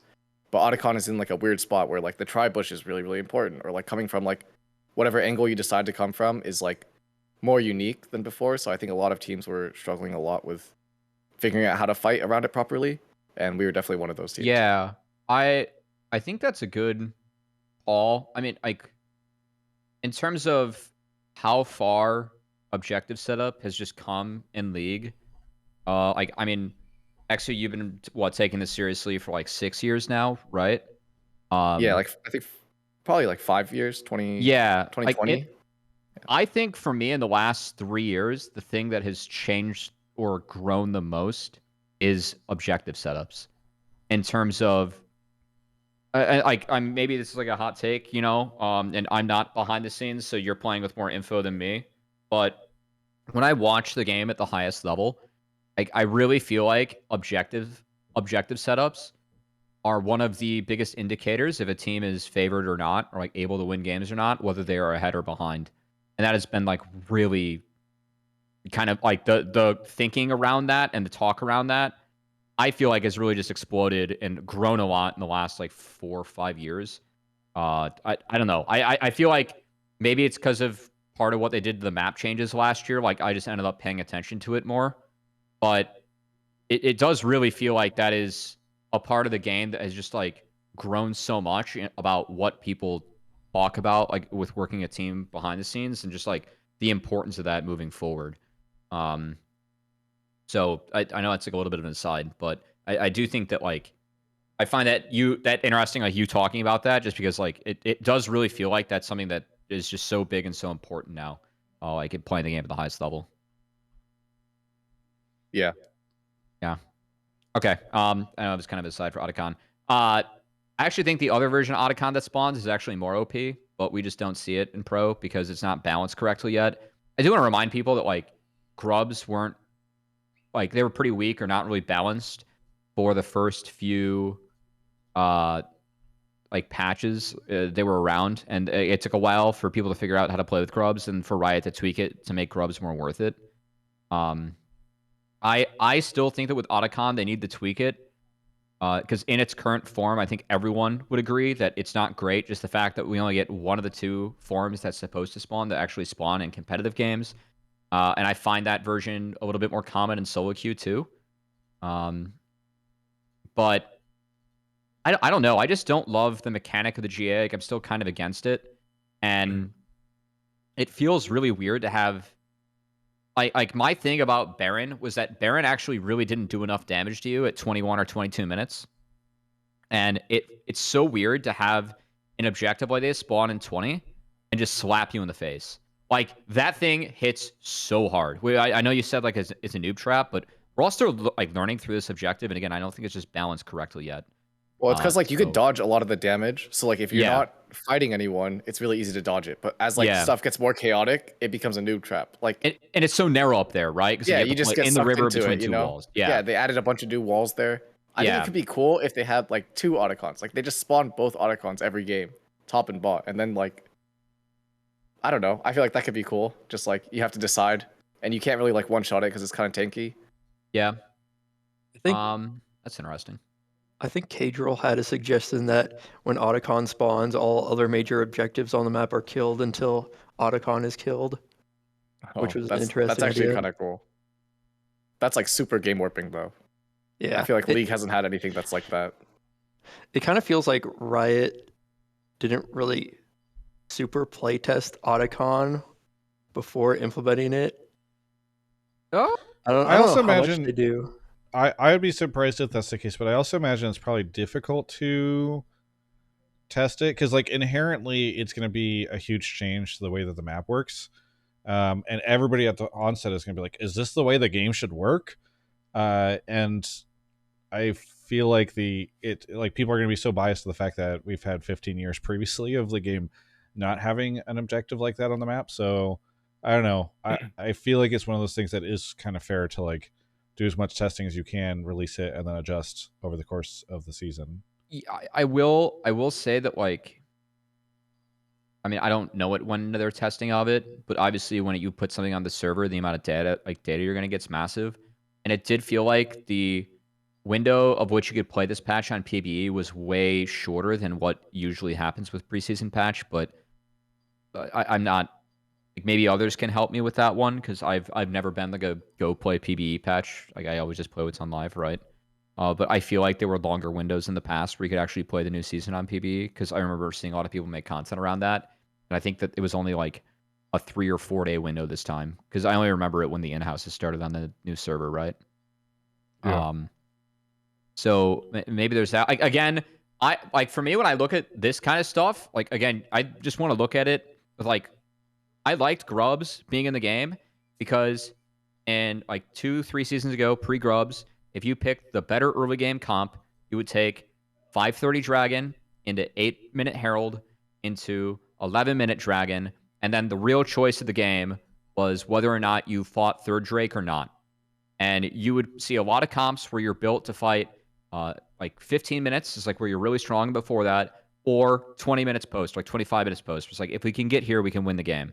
Grubs were a good addition to the game because they broke what was a very figured out play pattern and gave Riot another lever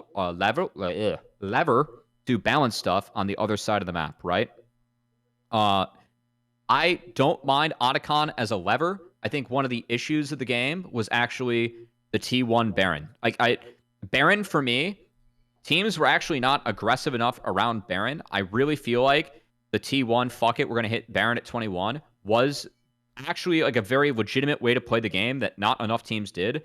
Because for me, Baron didn't do enough damage at that window where it was actually really takeable.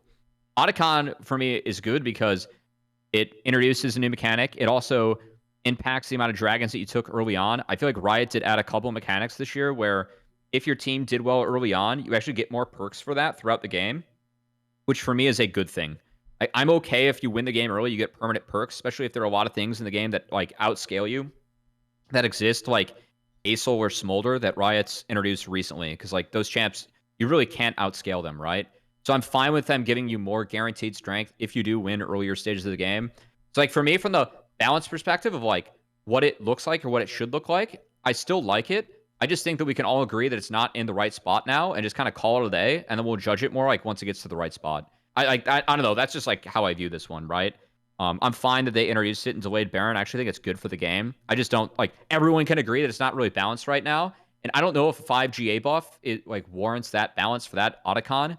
I actually like the one that's not spawning in comp a lot. That just gives you like a lot of strength, especially if you're already winning the game. And I feel like it's actually a really healthy buff. Whereas the GA one is just like, no one, it doesn't feel good to play against, doesn't even feel good to play, right? It's like, okay, fuck it, we can int it, and then that's it, right? I feel like it deprioritizes those couple of minutes of play where you actually have the buff, because no one gets more out of it unless you take more in the map by playing the 3 lanes, and it's just so hard to play into. Like, I don't like the play pattern. So yeah, but again, like, I'm gonna kind of judge this like once it is to a spot where I feel like Riot wants to make it more permanent. Even like feats of strength, right? Like, everyone didn't like the first blood, now it's first 3, and it's like, okay, that's fine, right? So yeah. Yeah. Well, based on Riot's seasons thing, with each season supposed to be based on a different location, I don't know how long Atakhan's even going to stay, because they may just add a new objective true. with the next season, which would be crazy. Like They could replace it and just add something else in its place that could do something different. I think that's 100% like, viable. And frankly, I would like to see them utilize that to actually like promote the new maps and the new Rift, where it's like, hey, instead of Atakhan, we have this theme thing spawning from Freljord, because that's like why it's at, right? I guess What's they Freljord next? publicly said, I'm seeing people in both chats say that they've said it's permanent. oh, it is. Yeah.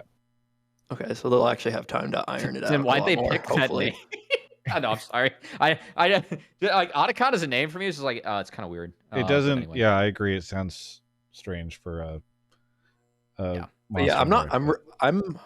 I'm really surprised they haven't just made it like 50-50 on which spawns, because you only see one in pro play, and that's what a lot of people watch. So Yeah. Again, that's why like my opinion of it isn't fully cooked yet, just because I don't think the objective's fully cooked, like, or even close to being that way. yeah, Honestly, the 50-50 one sounds not bad. Just like Yeah, it's like dragons, like it just randomly spawns. Like you don't get to know which one ahead of time. Yeah. I right. do like the feature of it spawning where there's more blood on the map. Yeah, I think that's Yeah. Hey, Real positive. Weldon, thanks so much for the call. Anything you want to shout out here at the end? shout out FlyQuest and Whippo for being a very controversial league figure. Even if not everyone enjoys him, I think his takes are pretty fun. Even if I guess some people can take it as toxic, I think it's just he just talks differently. I don't know. Yeah. No, I Yeah. appreciate it. Yeah. Thanks for the call. We'll catch you next time. Thanks for having me on. All right. We've got one last caller to go for the evening. Let's do you go. want to shout out everybody who's watching? Really appreciate it. Exyu, do you have anything cool that you're going to try to do with the time off? Do you want to come play Magic the Gathering at Team Liquid on Saturday? I could be down. I mean, really, it's just solo queue. I'm gonna try to stream more. Prepare for Korean boot camp, and then I see Cubby talking, but I think he's not talking to He's us. talking to the Let's other see. person, yeah. Yeah, but yeah, just try to focus up for next split, because this one doesn't really feel deserving of a break. Like, I don't feel burnt out at all or like in need of rest, so just excited to grind again and get on to split 2. Yeah. All right. Well, looking forward to seeing you at Team Liquid this Saturday. Okay, WorldStar is here. WorldStar, where are you calling from? Hey, calling from the depths of Iron 4. Oh, okay. What do you want to talk about on the show? Sure. So I actually have been a Team Liquid fan for about the past year. I think the new roster they put together is excellent. And they went from being like weird protagonists alongside FlyQuest to actually making the run from what was supposed to be a pretty middle of the road team. But changes for Noxus just feel like they've got them on edge in a way that I've never seen before. It feels like when I thought about Team Liquid last year, it's a team that has internationally viable, like top of the line macro. They're spreading teams between objectives. They're pushing side lanes. And they did it in a really unique way with a small but really excellent champion pool. Like Umpty, Sejuani, and Maokai, these were like, in my opinion, they looked good in every role. And I just feel like a lot of that's gone. And Fearless might make them have to spread out in a way that they haven't before. The map is pushing them in directions that really they just don't look coordinated enough to go through with. And I'm not even sure if they'll make it to Brazil. So, yeah, that's where I'm at. I'm just nervous. They're probably gonna make it to Brazil. Them and Shopify, like they could probably lose their hands and they will still make it. But they might not be like really dominant when they make it, I Okay. don't know. Shopify looks pretty good. I gotta give You it thought to them. Shopify looked good from their showing? I think they've got potential. Let's put it that way. Yeah, that's I know a very different thing than saying they look good, because we have potential, but we didn't look good. Like those are like I wouldn't bet for us against TL. The same Well, way I I wouldn't bet think- for Shopify against TL. Especially in Split 2, which I know you'll know a lot about Split 2, but I think that'll be really exciting seeing best of ones because every team has potential. I think that's what Yeah. made spring before the best season I've seen since I came back to watching, is because any team can beat any team. So you're like an underdog. Like you like the underdogs, clearly, right? Because you want like the lows to beat the good teams in a best of one. Because people who support like good teams, they want like best of threes, right? Less variance. Actually, you're doing great here. You might be able to parlay this into a new Patreon subscriber too. Oh, really? Well, yeah. I mean, you guys are the underdogs being Yeah, I knocked mean, out shout now, out so- disguise.gg, you know? Yes. I think patreon.com/disguise. I don't know if I'm allowed to do this, Travis, but I'm just. Yeah, of you course know. you are. I don't care. Okay, nice. Yeah. We don't So have if a you want to conflicting see, sponsor. yeah, if you want to see a great underdog story, come check us out. Boom. Well, I think that the leagues are probably at their most stagnant when a team like G2 or a single team is just so high above their competition. And I think my biggest hope for NA is to someday see two teams make quarters. And TL and Fly felt like that last year. It felt possible going into Worlds. And another team has to be that good. Somebody has to do it. I mean, it's kind of nice then. You got C9 and 100 Thieves that beat them this week. I don't think that the form they looked in, it's like, yeah, these guys are going to be taking some of the world's best teams to 5 games in a Worlds quarterfinal, but they played good on the day and beat TL and FlyQuest that I feel like both played with flaws. Like, FlyQuest are usually really good about understanding their power windows and getting there, and they just decided to fight very disrespectfully and got punished. And yeah, 100 Thieves, I mean, dude, Quid is a gamer, man.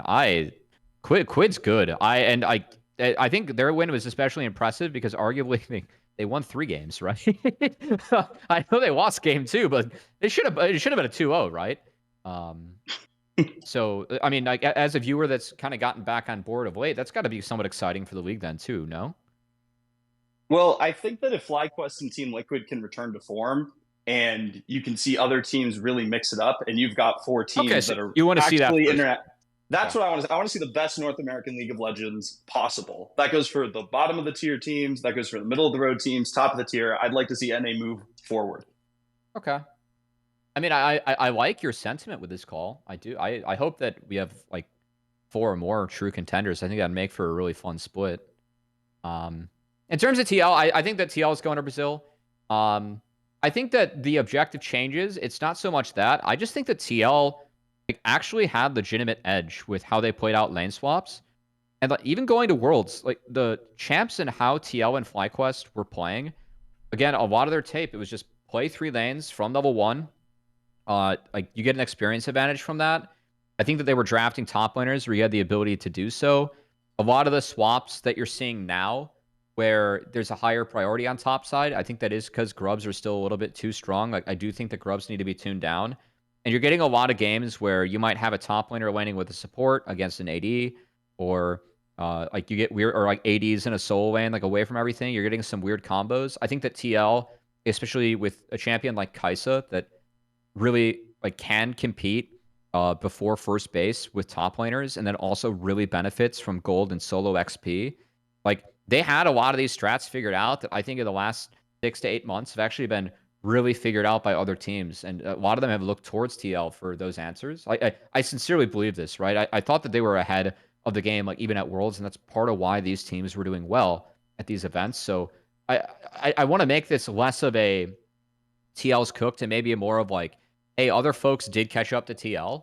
And I'm curious because like it does, I think the FlyQuest gets a lot of credit for, it feels like they have good minds for the game. Like they play their own style, their own flair.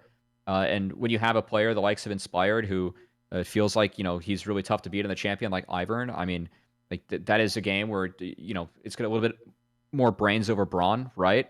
I'm curious like how TL can find more ways to innovate and maybe find other ways to get edge, because it's clear that this crew and this team has done it in the past, and I think that they can do it again. I'm just kind of curious, like if there's a part of the game that like they can find it in, right? I think that the draft where they had Renekton, Vi, and Pantheon in the same draft as Talia was actually really good from TL.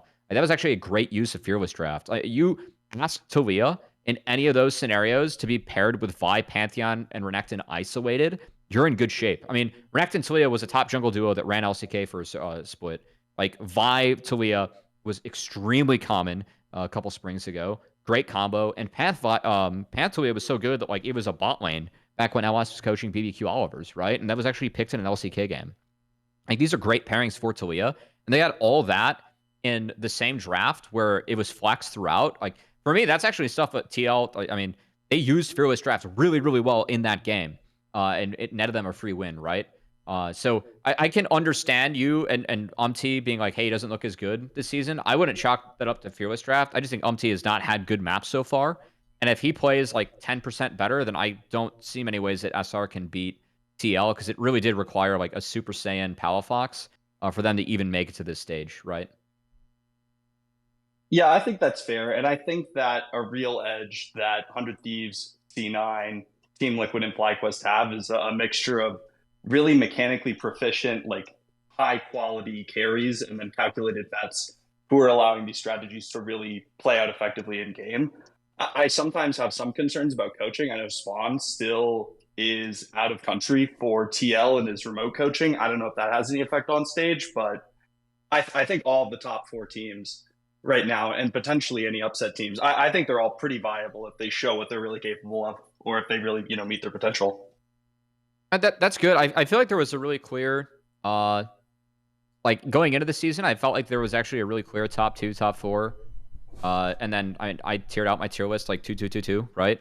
I thought they were actually pretty clear tiers. I'm glad that we've already seen at least some of that collapsing. I still feel like there's a lot of parity in the league, but at least what you're talking about as a fan and feeling like there isn't. I mean, I hope that you're right.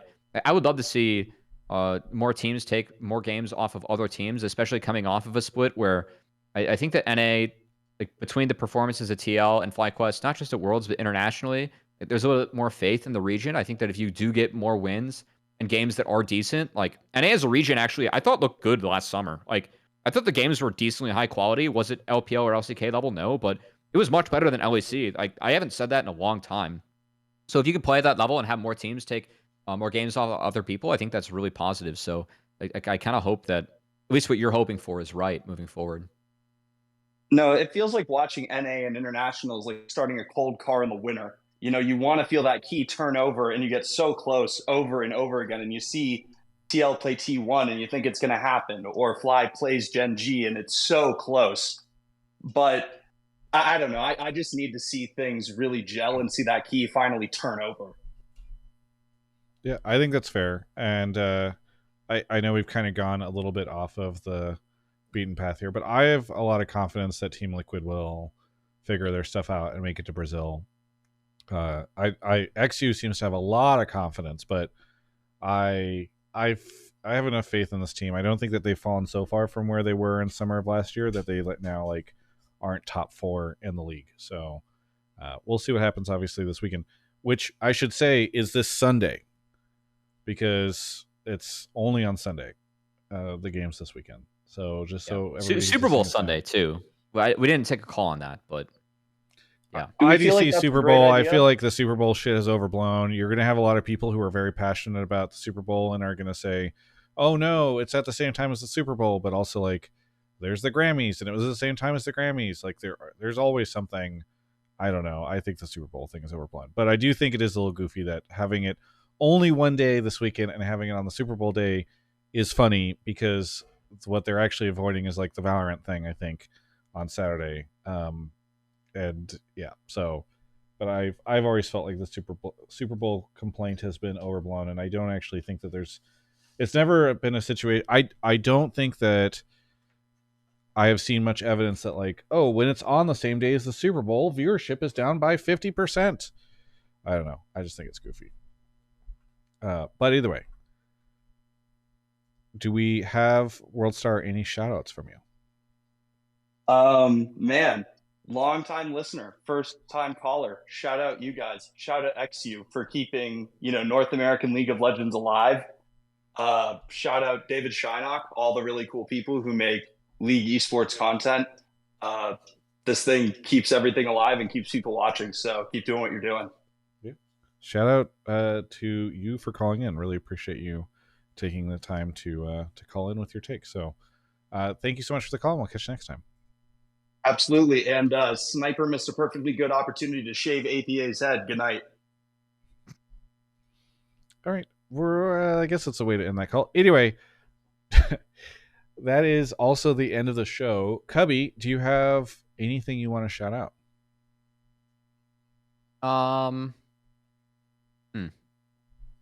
Shout out to every single one of the 150K viewers that will be tuning in to the C9 versus FlyQuest stream scrims tomorrow. We need each and every one of you, you know. Honestly, I really do hope there's a ton of people that tune in tomorrow. That would be What's a your good actual sign. viewer guess? Ooh, do you want to give predictions for? Like, Yeah, like I'm does curious what you anyone actually think that TL and FlyQuest won't win moving forward? So what by do the we? way? Who do we think is streaming? What what are all the channels that are going to go live? I assume Whippo. Honestly, you think, wait, is he going to stream his PO? People are going to stream their individual POVs too? I mean, do we still have FlyQuest people? On the call? Like, maybe they I can would be answer this. shocked if Whippo was campaigning as hard for this They're and streaming not POVs, yeah. planning on streaming. Oh, I see. So Okay. probably Busio streams too. He's been streaming a lot. I mean, I hope that like the majority of people that are competing in this decide to boot up their own POV. If they're going to stream comms and reviews anyway.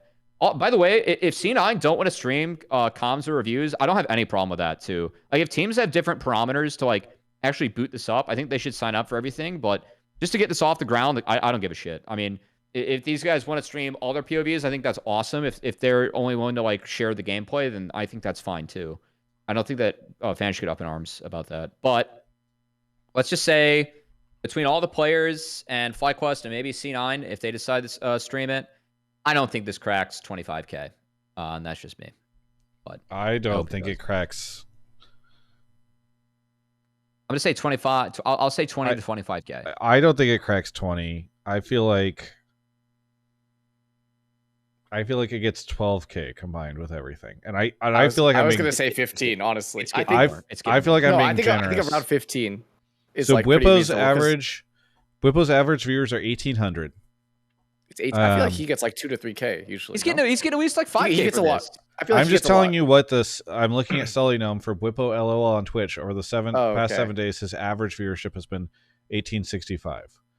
So, and his peaks sometimes, like on Sunday, his peak viewership for 2.6 hour stream was 5K. But maybe he got like a raid or something because that seems like way higher than everything else. Actually, this is also like a Tuesday in the middle of the day. Yes. It might be like 10K combined, honestly. I feel like because a lot of the pros stream at night when everyone's like off work, just chilling. They have time to watch. I feel like during the day, if you're working, like there's no way you're gonna boot up the stream and be like, yeah, like I'm gonna watch Fly and C9 scrim during work. I mean, I'll tune in, but that's fine. Esports is usually second monitor material anyway, if we're being honest, for the majority of people. Yeah, I don't know. I guess I'll stick at 12K, but I still like even now I'm like I feel like that's generous. But I 20. think there will be at least some initial hype. Like a Reddit thread will probably be driving some people to it. So yeah. I guess we'll find out. But I do like that. Okay, so wait, Cubby, you locked in at what number? 20? 20, 25? Yeah, I mean I said under 25K, but 20 to 25K is my guess. All right. And Exyu, you said 15? I'm kind of going to 10 now, I think it's going to be around All right, 10. if you're going to 10, I'm going to 8. What? Bro, what? You went to 10 after. You had said 15. If you could go from 15 to 10, I can go from 12 to 8. 10 is fine for me. I think there's enough hype and enough like people who they have to tune in this one time. It's A1, you know, Travis. They have to do it. Otherwise, it's like the champ skew thing. You know, they have to show up the first day no matter what, and then they can like stop watching if they want to. Yeah. Okay, so I think and we're talking about like a C9 account, a FlyQuest account, and then a smattering of players streaming. So like Whippo and stuff. Yeah. Yeah. I think the main accounts won't get a lot of viewers. By the way, you know what I think Whippo should do tomorrow? He should let chat choose every game if he's following his own tier list or like let chat pick. So it's like you got to like go through like the Whippo thought process, like what he's gonna pick, or just chat like picks the champ. You know, they vote. Mac to A says y'all betting scared. I think it's the opposite. Like there's so much hype around this that I feel like most people think it's going to be considerably more. So and for what it's worth, I think it'll get 8K like the first time. I think there's a world where this eventually settles on like 4 or 5K. Oh, I think it's getting 20K the first time, and then it settles on like 8 to 10K. Yeah. I actually think like you're underrating this. It does depend on like the teams involved, but I mean the player streamer numbers are actually not as bad. But also, I mean, I think the other thing is like who. I think so many. I've always been of the opinion that so many things in the league space become echo chambers, right? Like, 100%, yeah. I think this is an echo chamber topic where you have like 10K people that are arguing about it on Reddit all day and on Twitter, and actually like less than half of them will ever actually watch it if it comes out. And then I think you'll have some people that will just like by word of mouth, they'll see it on social media and stuff because people will be tweeting about it. But yeah, I feel like the majority of people who watch LTA have no idea that this is even happening. It's just like the Twitter people who are like already deep in the community who probably watch those streams regularly anyways. Like, I think the numbers will be around where their average viewer numbers are for the pro players. Oh, then you think it's going to be even lower? No, but like, no, because like Busio streams, he probably gets like a few hundred, right?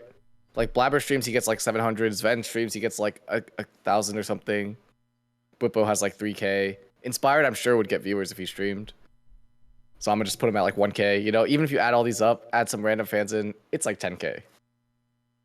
Yeah, I mean, you're talking. I guess I should caveat that I am kind of thinking about this in terms of average viewership rather than peak. Like if somebody, I don't want somebody, linking me a single screenshot of a stream that has like over 8K and they're like, we got you. Because I am basing my numbers kind of off of what I'm seeing. Like Bwipo again, average is 1,800 over the last 7 days. So look, I will reiterate, I will be more than happy if this thing is sitting at 25K tomorrow. I will be still suspicious that it will like maintain that viewership over time. But I'm giving tomorrow's numbers. Yeah. So Jeverus, thank you so much for the membership over on YouTube. All right, so let's do shoutouts. So I think you did shoutouts, right, Cubby? I give you shoutouts? Yeah. Okay. Exyu, what do you want to shout out? I know you've already done some shoutouts, but feel free to do some more. I mean, shout out disguise.gg, patreon.com/disguised. Shout out to my girlfriend, Kat Liente, who rated you before, who you were extremely grateful for. Shout out to all the people watching and saying nice things to us, even though we lost and were eliminated. I think it's nice that.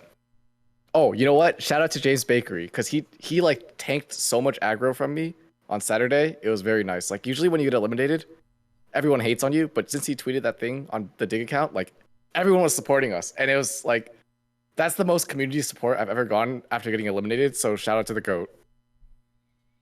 And that's all. Jay's Bakery? No, James. How do you not know James Bakery? That was Bakery that tweeted it. When you no. Like he didn't Jay's officially Bakery, tweet. and I was like, he didn't tweet it, but like Dignitas as a whole, shout out to them. Okay, yes, I know who Bakery is. I didn't realize that you. Yeah. I was like, is this a social media person or something? There was a tweet and then a tweet is deleted scenario, Travis. Did it get deleted? Wait, you don't? Yeah. I know about the tweet. For those that don't know, we should just say this because I'm sure, especially if it's deleted now, people can't find it. We didn't cover this. But... They tweeted out about Dignitas tweeted like, what was the exact wording? I have it. Give me a sec. I'll honestly, okay. Pull it up. All right, you ready? Here, you could say it, and then I'll give my take on the whole thing. Yeah, I have to scroll a bit because there was a really big trade in the NBA, and I talked a lot about it. But here we go. Dignitas LOL tweeted out, "We're so sad to announce that Dignitas is kicking Exyu from the LTA for another split. We take the series over to Skies 2-1 after a disgusting Silas performance from Kine. Hashtag Digwin." So they deleted it because I guess a lot of people were like, "This is awful." I think Org's beefing players is like a little bit strange, but personally, I thought it was funny. I thought it was funny that they were willing to do that. But watching them back down was also really funny because the community was coming for their ass. And usually, like when you lose, everyone's like, "Yeah, you suck. Like you need to be replaced." And everyone's like, "Yeah, fuck you, Dig." Like, yeah, it was just cool to see. And then they backed down, and like it was just a funny interaction. Knowing what I know, I think that the tweet was a little aggressive, but they were 100% within the right to say, like, to reference you in a tweet. Yeah, you know? I mean, to be fair, I've been on their ass like since I've been Yeah. back in the league. You know, Yeah, like that is to be why fair, like they deserve it's the chance fair. to shoot back. You know, like I'm not That mad is about fair. that. Yeah. I think an I'm org fine shooting with at the a tweet. player is a little weird though. Like if they had their players come at me, that would be better. You know? That too. They didn't talk any shit until like after, and then they Yeah. just sent a nuclear missile like right Yeah, over yeah, to you. Yeah, like aimed it right was a at funny you. missile, honestly. When I saw it, I was like, it was funny, but I was so shocked. I was like, wow, they actually tweeted that. Yeah, when I saw it, I was like, holy. And then like 30 minutes later, I had like 4 or 5 people ping me like, did you see this? And I was like, yeah.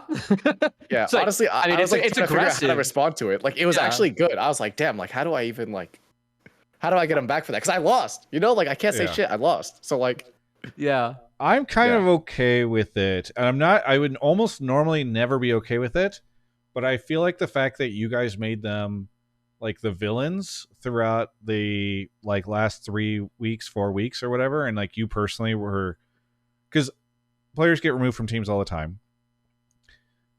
Yeah, don't get me wrong. Like there are ways to handle it as Dig to maybe write it a little bit different to where you don't get this kind of blowback. Yeah. But yeah. again, I think in this scenario, like actually going after Exyu was completely warranted. Yeah, because I feel like you'd been picking a Yeah. fight with them forever, so they just Yeah. get like a one chance to like fire But back. I'm like, okay, that's the thing. Like, I feel like a lot of people were like, oh, they're an org, they can't do that. But like, I feel like if I'm attacking you, like I'm opening myself up to being attacked. I'm okay with that, you know. Yeah. Like I'm 100%. down because I'm talking shit to them too. Like that's what I'm gonna keep doing. You know, I don't care. Like I'll see them in April. I'll still talk shit to them. Like, and I hope they don't back down next time. Yeah. No, I agree. Yeah. I agree. I think it's good. I'm sad that they deleted it, and I'm sad that the community. I just think that what happened was the community lacked context, and I also I don't want to be one of these guys, but I'm just gonna say it. I do feel like people are a little. People just gonna look say for the so word. many things to be angry about on social media these days, and like Oh, especially when snap. it's like a faceless tweet, you know, and so they're just like, let's go after, we got to get these guys, we got to get Dignitas, you know. Yeah. I don't know. I feel like it's tough. No, it's not because of woke. I'm a cutie cube. Woke is now just a stupid fucking thing that everybody says everything is bad about. You know, it's just so annoying. I just think like, but I do think that there are a lot of people who want to be offended about stuff on social media, and so this was like a Yeah. opportunity for them to do it.